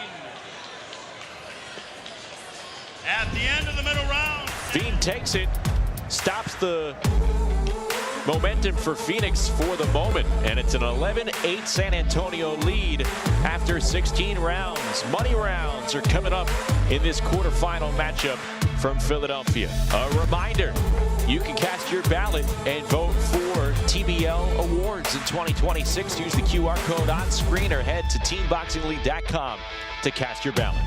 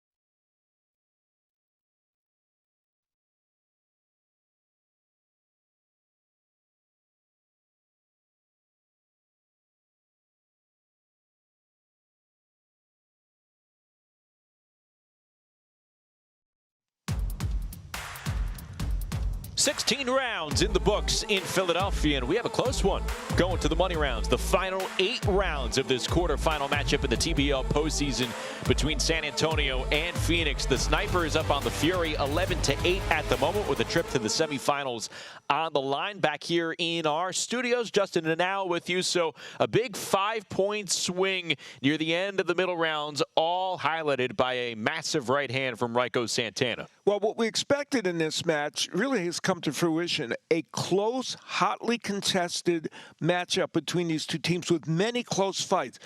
But the Raiko Santana knockout win, despite the fact that Phoenix lost 5 of those 8 rounds, is what has put them back in. That knockout, obviously part of the notable rounds from the middle round portion. Let's take you through a couple of the other ones, including the 13th round. This one had a pair of rookies, both unbeaten, so Samunzo did go between Damien Lascal and Obed Bartiel. And Bartiel, a contender for TBL Rookie of the Year. And he had some terrific punches, especially after switching to the southpaw stance. Yeah, great tactical move by him, and it started with the right hook and then continued with other combinations, and he got an impressive win for San Antonio. And we're going to see those two go at it to start the money rounds in round 17. Then at this point, where San Antonio was up 10-3. Raiko Santana needed to leave his mark, and boy, did he ever. Well, the overhand right, one of his signature punches, is what changed everything for Phoenix at this point, and sent Solomon down and would knock him out, and gave Phoenix life, and has made this certainly still a very competitive match. No, one of the best punches, one of the best single punches of the entire TBL season, coming from that overhand right from Raiko Santana. You cap that off with another win for Charles Pugh the very next round, so a big 5-point swing right there. And speaking of Charles Pugh, he's part of our round to watch in the money rounds, because he and Adrian Taylor, they fought to an entertaining round, but Pugh very aggressive throughout those 3 minutes. Yeah, when this became a round to watch, part of it was the idea that it could be pivotal, and it could very well be pivotal. But Charles Pugh dominated that first round, I thought, much more than I thought either man could dominate this rivalry. The question is, can Taylor come back from that? And an interesting nugget there with the money rounds here. Obviously, Raico Santana stopping his opponent. So round number 26 will now take place in round number 20. We are going to have Judah Yisrael and Sebastian Vasquez, two 135-pounders, fight for a second time. That's coming up in round number 20. Let's get the money rounds going here in round number 17. Ladies and gentlemen, it is now time to begin the money rounds between the Phoenix Fury and San Antonio Snipers. Round 17 at super middleweight.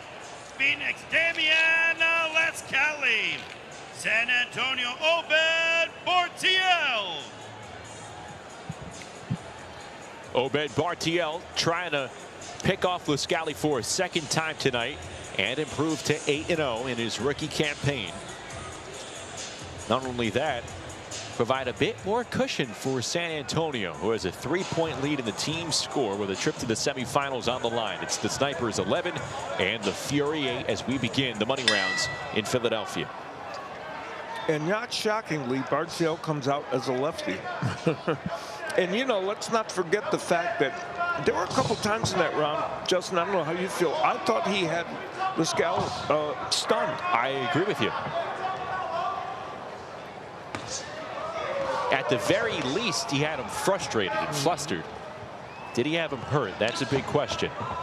Will we see more of the same? Will we see adjustments for Lascali with a southpaw fighter in front of him?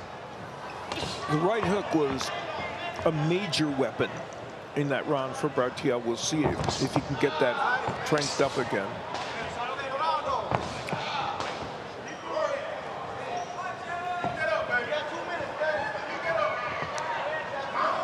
And the thing about this now is the scale is, for the most part, a boxer. He's a boxer-puncher, but truly a boxer. Can he create a win here against this aggressive fighter in Bartiel, who unlocked the key to landing power punches? Lascali's going to have to do enough offense to win this round and not just get through it.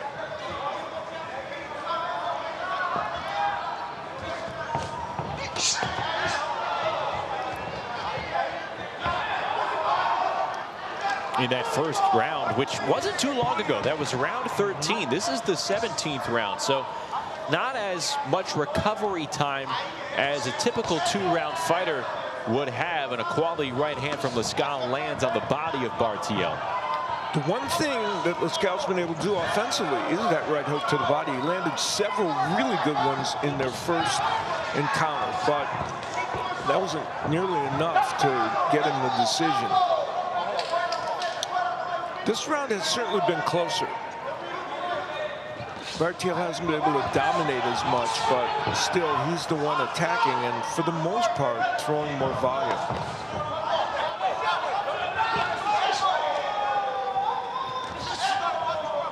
Bartiel coming up missing with that overhand left. Works with a double jab and a flurry of punches from Obed Bartiel. When he gets Lascali against the ropes, and there's the right hand again from Bartiel. This time he attacks as a righty, but he's being very effective. And he has him in the corner here. Bartiel going to work in round 17 against Damian Lascali.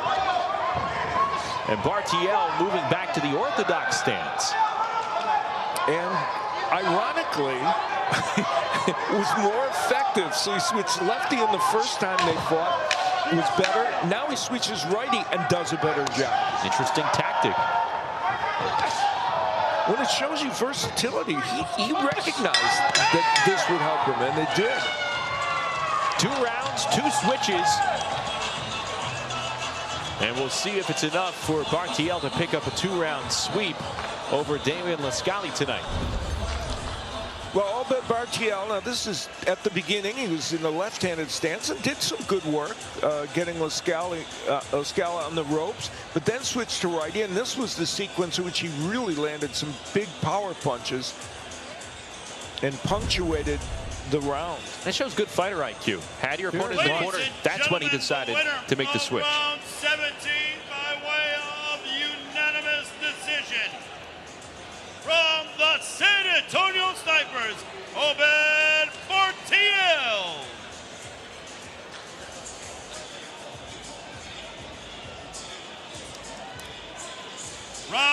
at middleweight, Phoenix, Jordan Barrera. San Antonio, Tracy Magruder.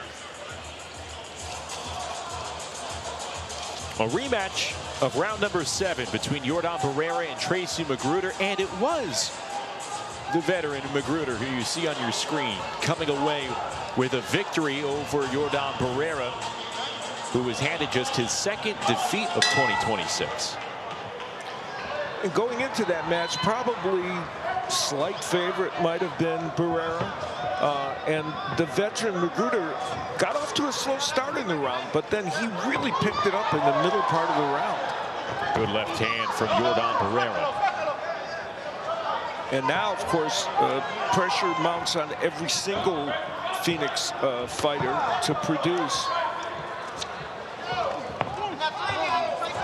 Magruder stepping out of the way of that left attempt by Jordan Barrera. Points are needed for Phoenix here. The Magruder right hand became just a very effective weapon in that last round. First, it was when he was on the inside, but then even from the outside, he was able to land it.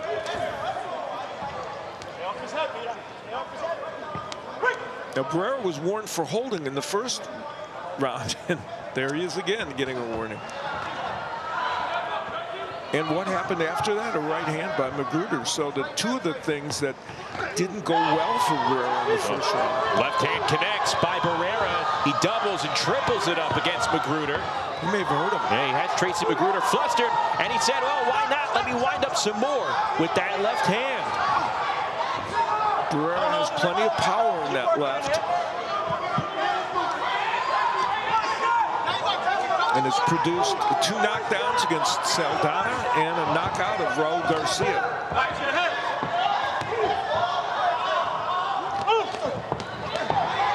Good adjustment from Magruder. Putting up a counterattack against that overhand left from Jordan Barrera. And a sneaky uppercut by Tracy Magruder connects. Important sequence from Magruder because it got him back into this round and kind of demonstrated that he wasn't as hurt as he might have been. And he makes Barrera think, hey, maybe I can't throw the left hand at will. Another good right hand counter by Magruder, and that is not a knockdown. Magruder pushed to the floor. And you hit on it. That counter right over the left, although there Barrera does get it in, but has made him think about it. The latest overhand left partially blocked with the glove of Tracy Magruder. 30 seconds to go. I'll tell you what, though, if you're Jordan Barrera at this point, this is the final 30 seconds of your night, maybe your season. Go for broke with the left hand. You're going to have to wing it. That's even if you throw 5, 6, maybe 1 connects. I agree.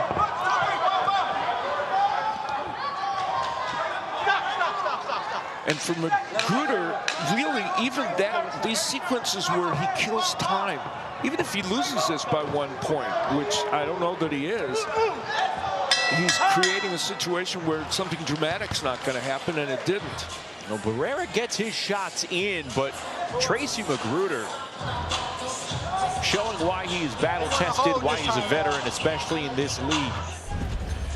Well, Tracy Magruder has turned his season around. Now, he suffered some difficult moments early in that round where Barrera landed a couple of left hands that looked like they may have stunned Magruder. But there he is countering over the left and kind of pushed down by Barrera. But a very intriguing round, an important one. Ladies and gentlemen, the winner of round 18 by way of unanimous decision. From the Phoenix Fury, Jordan Barrera.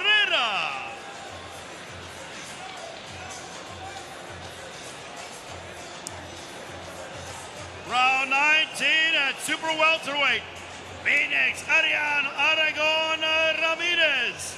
San Antonio, Jarvis Shepard. So Barrera emerges victorious, and it's back to a 3-point edge for San Antonio.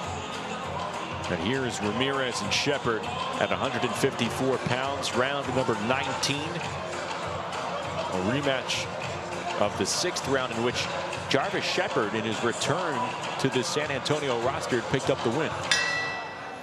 Well, you mentioned how his coach was hoping that, AC Bryant was hoping that Shepard coming back and getting his 7th win overall in the TBL, 3rd this year, would give them a little spark, and it came at a propitious moment in this match. And now it's really important because this match is still very close, relatively close. It is close, and Phoenix hardly out of the hunt.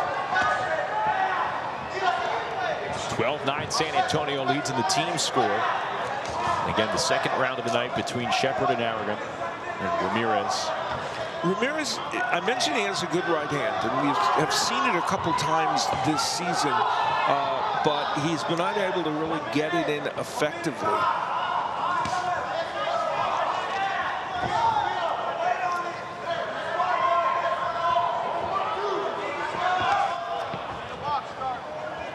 And this is the pace that Shepard wants, I think, in this fight, because he can control the pace, land some counter punches when he needs to, and not necessarily be in a firefight with Ramirez.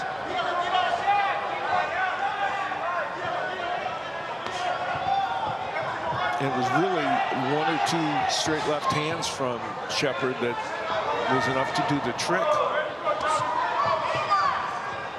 Tries to go over the top with that left hand and throws a straight shot. Shepard so far more reserved with the punches in round number 19. Yeah, part of their first round was pretty tactical, but then Shepard got a little offense going toward the end of it. And Ramirez has just not been able to. Oh, there's that straight left again, and this is almost a repeat of the first round. It came almost at the exact same time that big left came in their first round. Shepard tagging Ramirez. Able to score a point.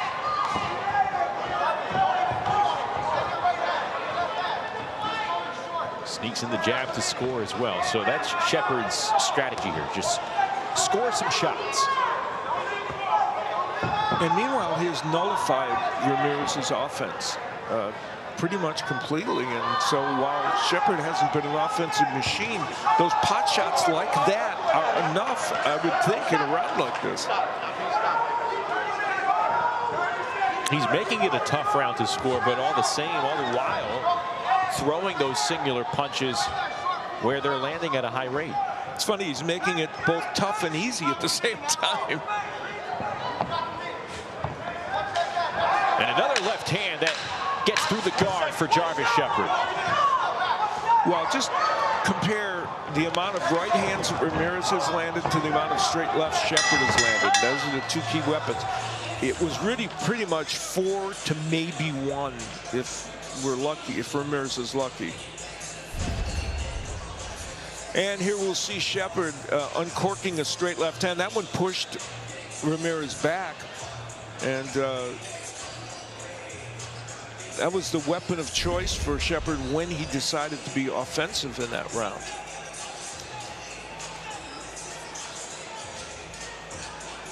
Ladies and gentlemen, the winner of round 19 by way of unanimous decision from San Antonio, Jarvis Shepard.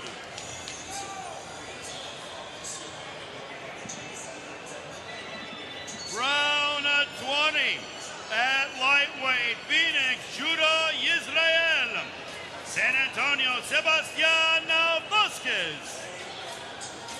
So a big win for Jarvis Shepard makes it 13-9 San Antonio, and here in round 20, we have a swing bout because of Raiko Santana's TKO over Frankie Solomon. They were originally supposed to go for 2 rounds tonight. Now it'll be Judah Israel and Sebastian Vasquez, obviously because Frankie Solomon not able to compete after getting knocked out. So Israel and Vasquez do it again. A repeat performance of round 10, or a repeat matchup. We'll see if Judah Israel, who picked up the victory, can do it again when Phoenix really needs it. And if you're Coach Gutierrez, you feel good that you just saw Judah Israel earlier tonight put together maybe his best performance of the year. And you hope for at least a repeat of that to keep your team in the hunt.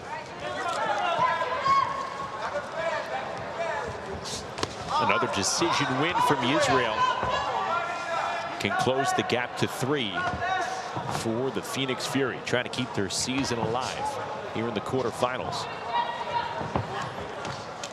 Vasquez, I mentioned, when he's on the inside, can be an effective volume puncher. But Israel hasn't really let him be there much in the 4+ minutes that 4 minutes that they've fought so far.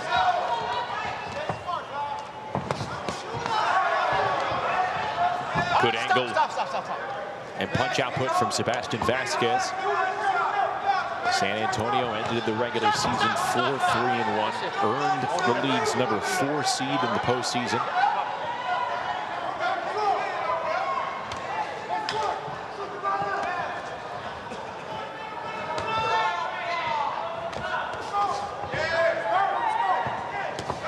Well, Israel came in here on a 3-round win streak, and with that last one, he made it 4. And this is where Vasquez wants to be, and he's trying to work on the body and the head on the inside. But Israel's not completely bereft of inside fighting skills, and he's doing a pretty good job in there as well. But there's Vasquez coming back. And look at the hustle out of the clinch from Vasquez, staying on Israel, whether it be with punches, or leaning forward with his head, irritating the face of Israel. And that's Vasquez's ticket to possibly win this fight.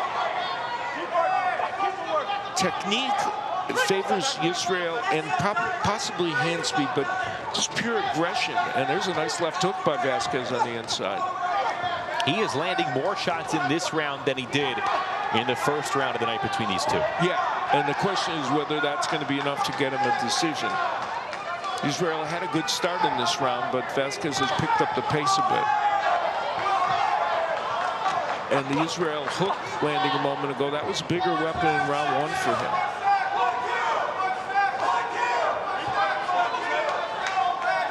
Sebastian Vasquez trying to pick up what would be a valuable round win for San Antonio as they try and leave no doubt here in the money rounds. Israel with a lunging jab that connects, and that'll do it. That may have been a closer round than their first round. Whether it was from Vasquez's standpoint, he did enough to win it, remains to be seen. Some of the awkward action on the inside, that was that period where Vasquez did some decent offensive work on the inside, and at range, a right hand and a left hook landing for Israel. That left hook is his signature power punch. TBL fans, the winner of round 20 by way of split decision from San Antonio, Sebastian Vasquez. So Sebastian Vasquez emerges victorious. And what a big point that is for San Antonio. They're up by 5 with 4 rounds to go.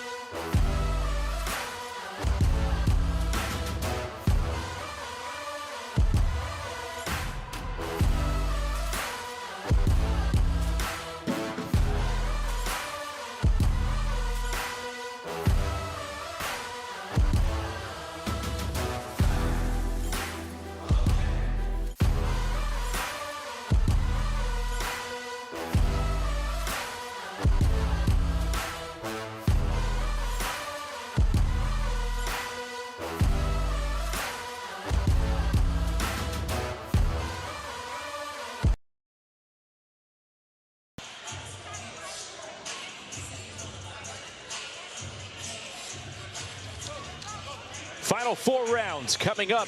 San Antonio ahead 14-9. Let's get to the 21st round. Round 21 at cruiserweight. Phoenix, Charles Pugh. San Antonio, Adrian Taylor.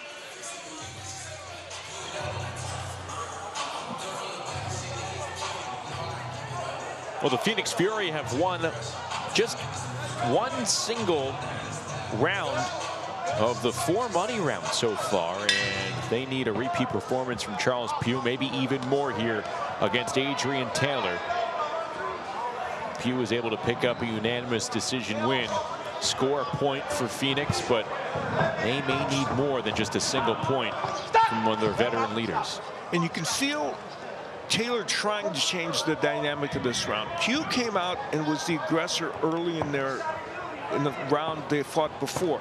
It's Taylor on the front foot trying to change that dynamic and hoping that the 39-year-old Pugh, although Taylor's 35, might fade a bit in the second matchup.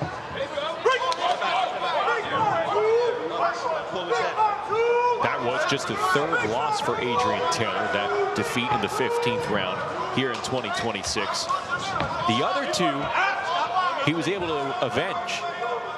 But will he be able to do that for a third time here against Charles Pugh? Pugh ahead in this series overall now 2-1, but none has been more important for Pugh than this one based on his team's need. Yeah, these two fighters, they split 2 rounds early last season when Phoenix and San Antonio faced one another. So way more on the line in this round right now. And this version of Charles Pugh is a different one than we saw especially in the first part of the round against Taylor. And that other Charles Pugh was the guy that was really needed here, because you have to put an exclamation point on this and get a win one way or the other. I wonder how much of that version of Charles Pugh that you're referring to was feeding off the energy and the momentum of the Rayco Santana stoppage that happened moments before. Yeah, very good point. And you know, Pugh in this round, in the second part of that round, he boxed a little bit more, but was still offensive. This round, he's been a little bit more on his back foot. And that isn't to say Taylor's been a whirlwind offensively, but is coming forward more. Inside 1 minute to go here in the 21st round. And time running out for Phoenix. They're down 5 in the overall score.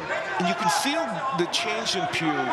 He's going after Taylor now. He understands that that's essential at this moment. And he's fighting off the front foot, and he's winging right hands.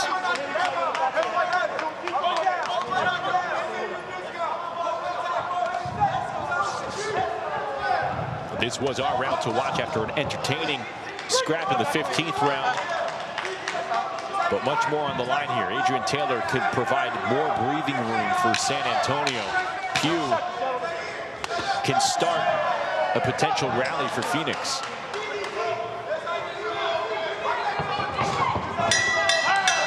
Well, this round comes to an end, and a much better showing for Adrian Taylor. I guarantee you that Sonny Gutierrez doesn't like how close this match was compared to the first one, and at this moment when some kind of win is vital for Phoenix. And Taylor really started everything to change in the second round, because he came out on the front foot. The winner of round 21 by way of split decision from Phoenix, Charles Pugh. Apparently he did enough.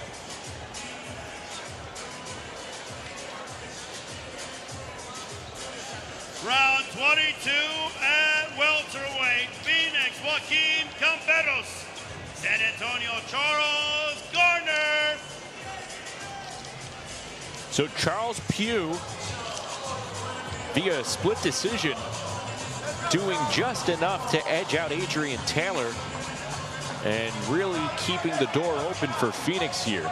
A stoppage would tie it, and they just need points right now. And now you have Joaquin Camberos, who was victorious in his earlier round against Andres Pereira, going up against Charles Gardner, who won against Demarius Watson. And there have been, you know, a lot of close decisions. Oh my! Down he goes as Gardner. It is a knockdown, and Camberos answering the bell here in the 22nd round. This 19-year-old who has power, we talked about it, demonstrated it right there.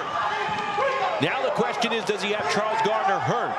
Or will the veteran be able to stay on his feet and continue to compete and make this a competitive round here?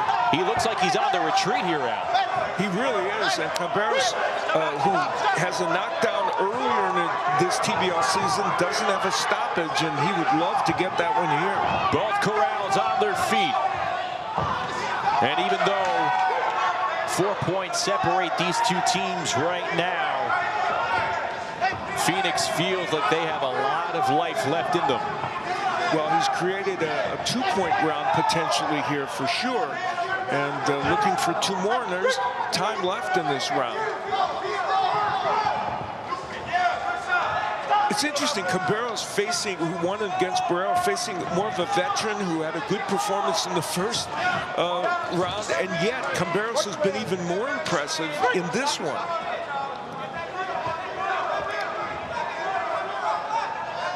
He is showing that he is mature and talented beyond his years. Again, just 19 years of age. And 6 KOs outside of TBL. Oh, he gets rocked by a right hand from Gardner. Yeah, Gardner really came back with that from the right-handed stance. Now he's as a lefty. These two are brawling it out. The 32-year-old Gardner says, come on, Junior. I got plenty left for you in the final 65 seconds. And one thing that Camberos cannot do from the Phoenix standpoint is go down.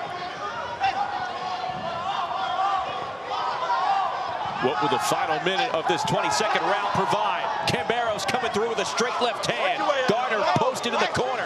And how about this? Camberos chipping away with that right hand on the 32-year-old. Gardner stumbling back. Joaquin Camberos possibly on the verge of another knockdown. Can this 19-year-old bring Phoenix all the way back?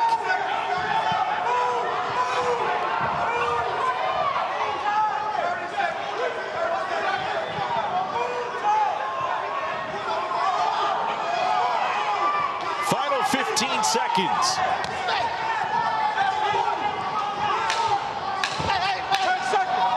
Camberos measuring up some final shots. I tell you what, Al, credit Charles Gardner.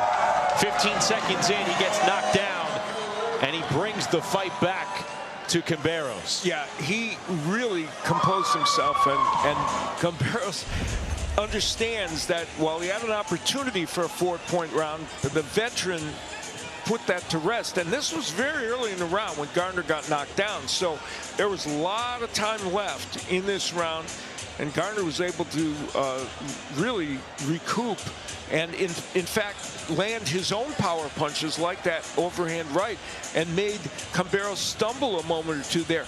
It was that last round by Camberos that I think kind of maybe might have assured him, as we see here, of a 2-point round, in case the judges were going to think, even with the knockdown, it was a 1-point round.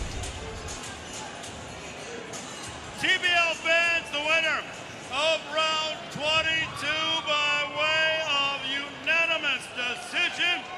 2 points going to the Phoenix Furies, Joaquin Camberos.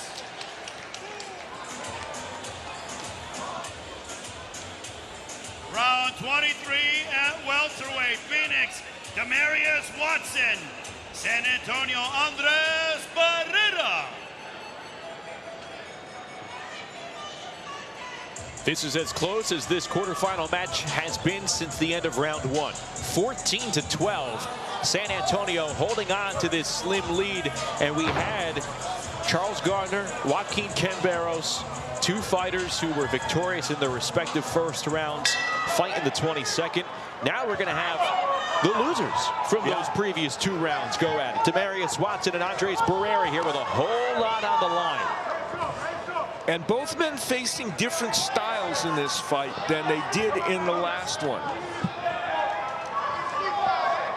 Both young fighters, both not super experienced, though Watson has more professional fights for sure outside of TBL than Barrera does.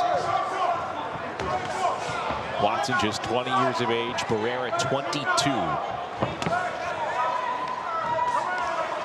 Barrera made his Team Boxing League debut way back on March 22nd.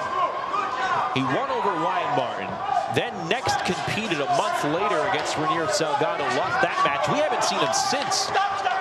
And here he is in 2 rounds in the quarterfinals tonight. In a very important match. Yes. Again, a reminder, you're scoring points for your team in this TBL format. 1 point awarded to your team if the round goes to the judges' scorecards. If you pick up a knockdown, like the way Joaquin Camberos did in the prior round, you get 2 points. 2 knockdowns in 1 round is 3 points and a stoppage via TKO or DQ. That is 4 points for the team, and Barrera has landed some quality connections here on Watson. Yeah, and Watson landed a nice straight right hand as well. So they're banging away in there, and this has been a real competitive round in the first half of the round.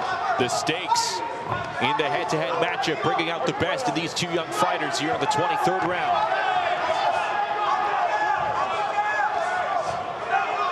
Winner goes to the semifinals of the TBL postseason. Loser goes home. And right now, it is only decided by 2 points. San Antonio up 14-12. Right hand for Barrera on the back foot.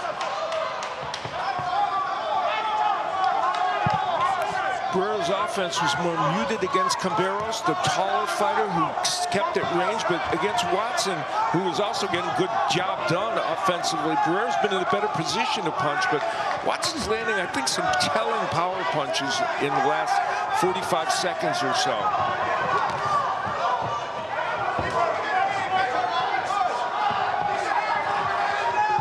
I think Barrera's in a position right now where he's in a tricky spot because Watson is pushing forward and Barrera looks like he's susceptible to one more power punch.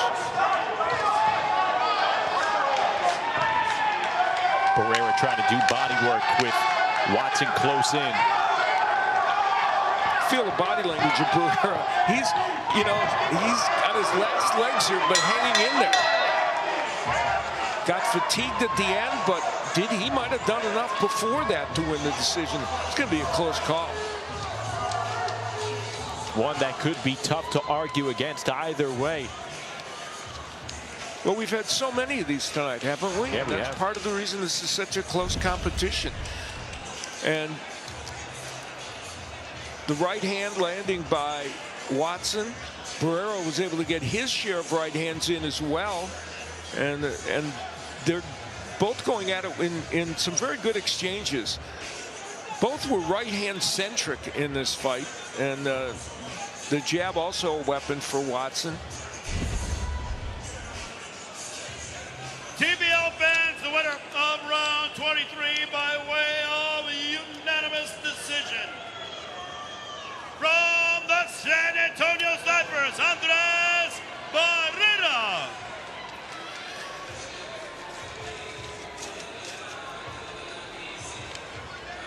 Well, you see what Ramirez thinks of that decision.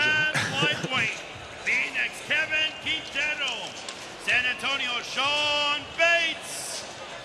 We'll say this, Al. Barrera gets his hand raised here. Phoenix may not like it, but they're on a neutral site. So, yeah, you can disagree with the judges' scorecards.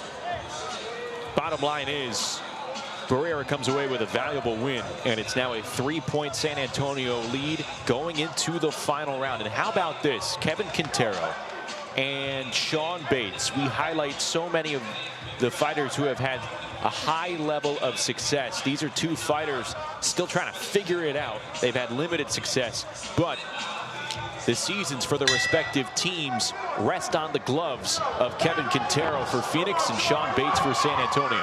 Well, and this season certainly has been more successful for Quintero.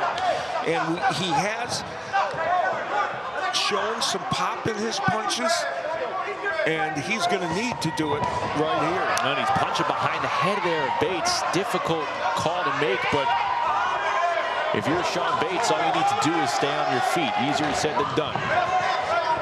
Especially when you have Quintero coming at you like a bull. And you know, you talked about the closeness of that last call, and there have been so many close decisions tonight. So from either side, they're going to look back and maybe question or be distressed, but very close fights.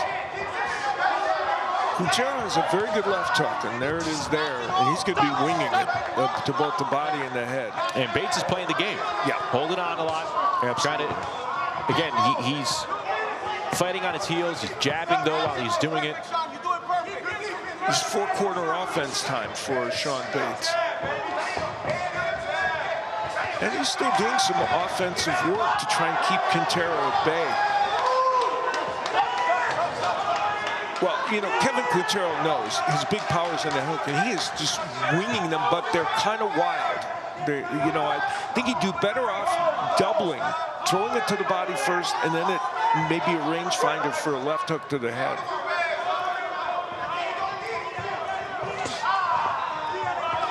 And he did it right there. Got him with a left hook to the body. And an overhand right as well.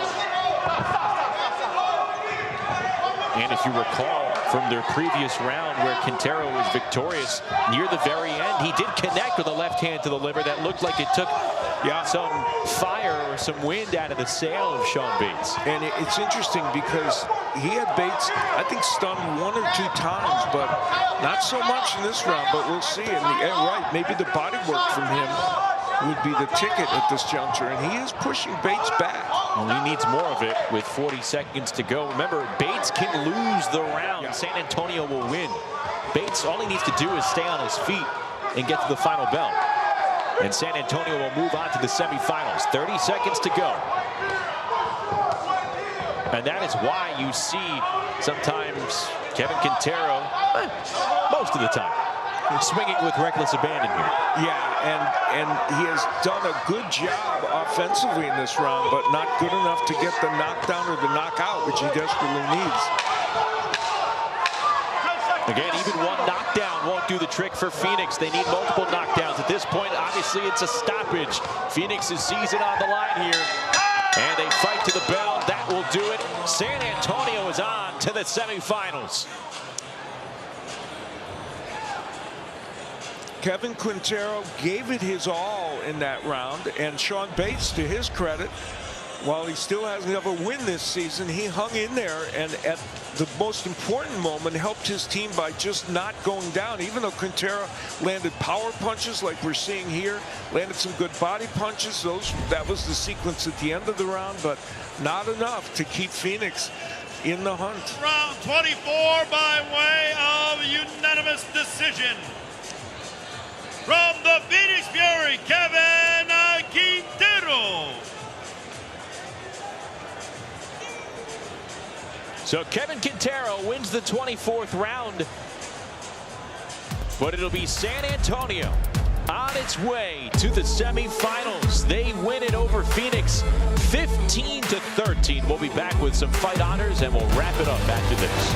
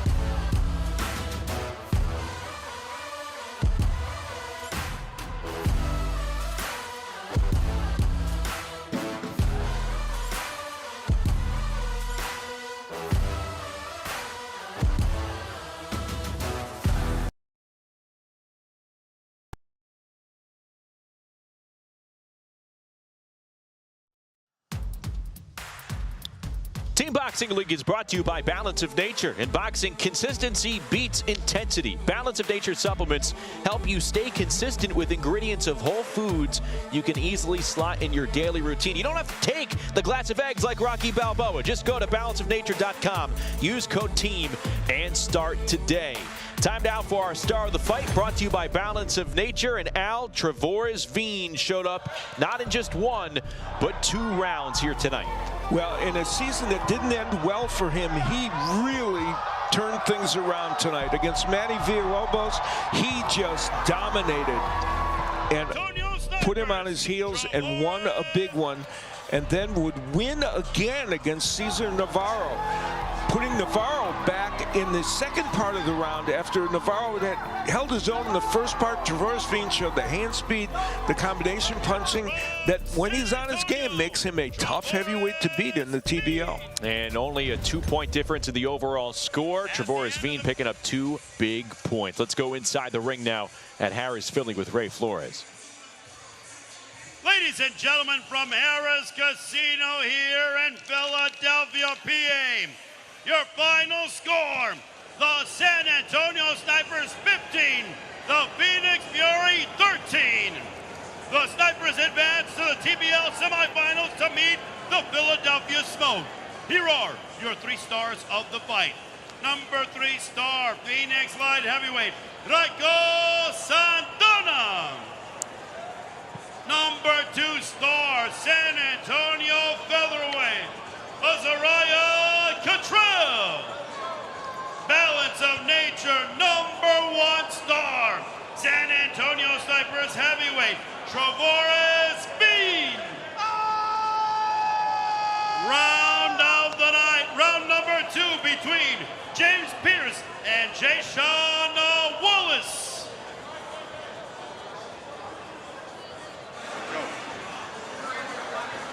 Raiko, before you went into your round, you guys were chasing some points. After that, you turned a big lead into just a 1-point lead. How good does it feel knowing that your coach can count on you to score big? Antes de que pelearas, estaban abajo en los puntos, pero ya después de la ronda que agarraste el knockout, nomás estaban abajo por 1 punto. ¿Cómo se siente tener esa confianza de tu entrenador de poder agarrar esos puntos? Y no nomás 1 punto, pero 4. No, yo como atleta tengo el compromiso de que el equipo gane. Los entrenadores hablaron conmigo, me dijeron que necesitaba esos 4 puntos y salí a eso y salí el knockout, gracias a Dios. Now, a win is always great, but when you do it to help the team win, that always feels good. So I'm happy that my coach has that confidence in me. Felicidades. Azariah. Now, this season, you guys were off to a bumpy start, but how good does a win tonight in the playoffs feel? It feels good. How we get to move on to the next, fight. Congrats, Trevores. Now, you were dominating in both those rounds. You faced 2 different opponents. How did you make those adjustments to make sure you came out victorious in both of those rounds? Just remember my game plan, stay composed, and just work on what I trained for, Yeah. Congrats. Oh. All right. And put pride first. There you go. Amen. All right, Coach. We talked a little bit before the fight, and you mentioned something about Phoenix having momentum, and that was something that you had to stop them. However, you guys had that momentum early on. How good did that feel to win those rounds early on? First, I want to give honor to God. Much love to my family, ACs 4, 5, 6, 7, my daughters, everybody. Listen, and my entire tribe. Look, San Antonio Snipers. This is TBL. Every team in this league is tough. There is nobody who's a walkover. We respect Phoenix, but we're just too much San Antonio. 1 shot, 1 kill. Doesn't matter what type of motivation you're on. If you're not on the San Antonio hype train, you're not going nowhere. Now, Coach, congrats. We are playing in Philly, and what do you think about this next matchup that's going to be happening against the home team here? Listen, Phoenix is an absolute amazing team, headed up by amazing stars, an amazing head coach. It's just going to suck that they're not more amazing than us. All right, well, let's line up. All right, you guys. The Philly Smoke against the San Antonio Snipers. Here you go. Look at this face-off. They tried once. No shot, no kill. no Philly, no smoke. It's over. You can't see through the scope with the smoke. Ooh, wow, that was a good one. We're going to turn that smoke into dust. Listen, all kidding aside, it's an honor to meet and face these ladies round 2. I hope you bring your best game. We always do. Track records show it. Hey, listen, I hope you guys are training hard. We're about to bring that smoke, and I hope you guys are ready. Good luck. Put guy first. I mean, you know, they tried before. They had one shot before. They came up short. No kill. So, I mean, second time's a charm. You know, we're gonna beat them worse than we did the first time. Philadelphia Smoke is the best team in the TBL, and he said they're 226-pound champion. We're gonna make his dream. A loss is going to be the reality of it all. It comes to reality. We all got to wake up to reality. The dream you said in your interview is, y'all the 2026 champions, and we gotta make your reality a loss, man. Y'all gonna come up short. All right, there you go. San Antonio and Philadelphia coming up to the next round in the semis. Back to you guys. All right, Sophia. So Jesse Hart, Stacia Suttles, Philly Smoke head coach Bob Kane out watching right there because the San Antonio Snipers will now face them in the semifinals coming up in a couple of weeks because of their 15-13 win here over Phoenix. The one semifinal match is booked. Again, Philly and San Antonio. And you heard Jesse Hart, you heard Bob Kane talk about that first time around. Well, that first time was last month, July 12th, or I beg your pardon. Yes, July 12th, Philly beat San Antonio 19-8. They doubled them up, Al. Yeah, you know, I think that kind of event can give you confidence moving forward. But the thing we know about San Antonio, and we asked the question tonight at the beginning, they are kind of a Jekyll and Hyde team. So San Antonio can change their personality as they did tonight and were very effective. They like to think they can do that against Philly. Can they keep up this version of themselves here in the TBL playoffs? We will find out in the semifinals against the undefeated Philadelphia Smoke. Coming up tomorrow, it is our final quarterfinal matchup, and you can bet it'll be action-packed in sunny California. The Las Vegas Hustle travel to Long Beach and Thunder Studios to take on Erica Sanchez and the Los Angeles Elite. All the action can be seen at 10 Eastern, 7 Pacific, right here with Team Boxing League. The postseason continues, and San Antonio's season continues as well. The Snipers hold off the Phoenix Fury and win it 15-13. San Antonio on to the semifinals as the TBL postseason continues.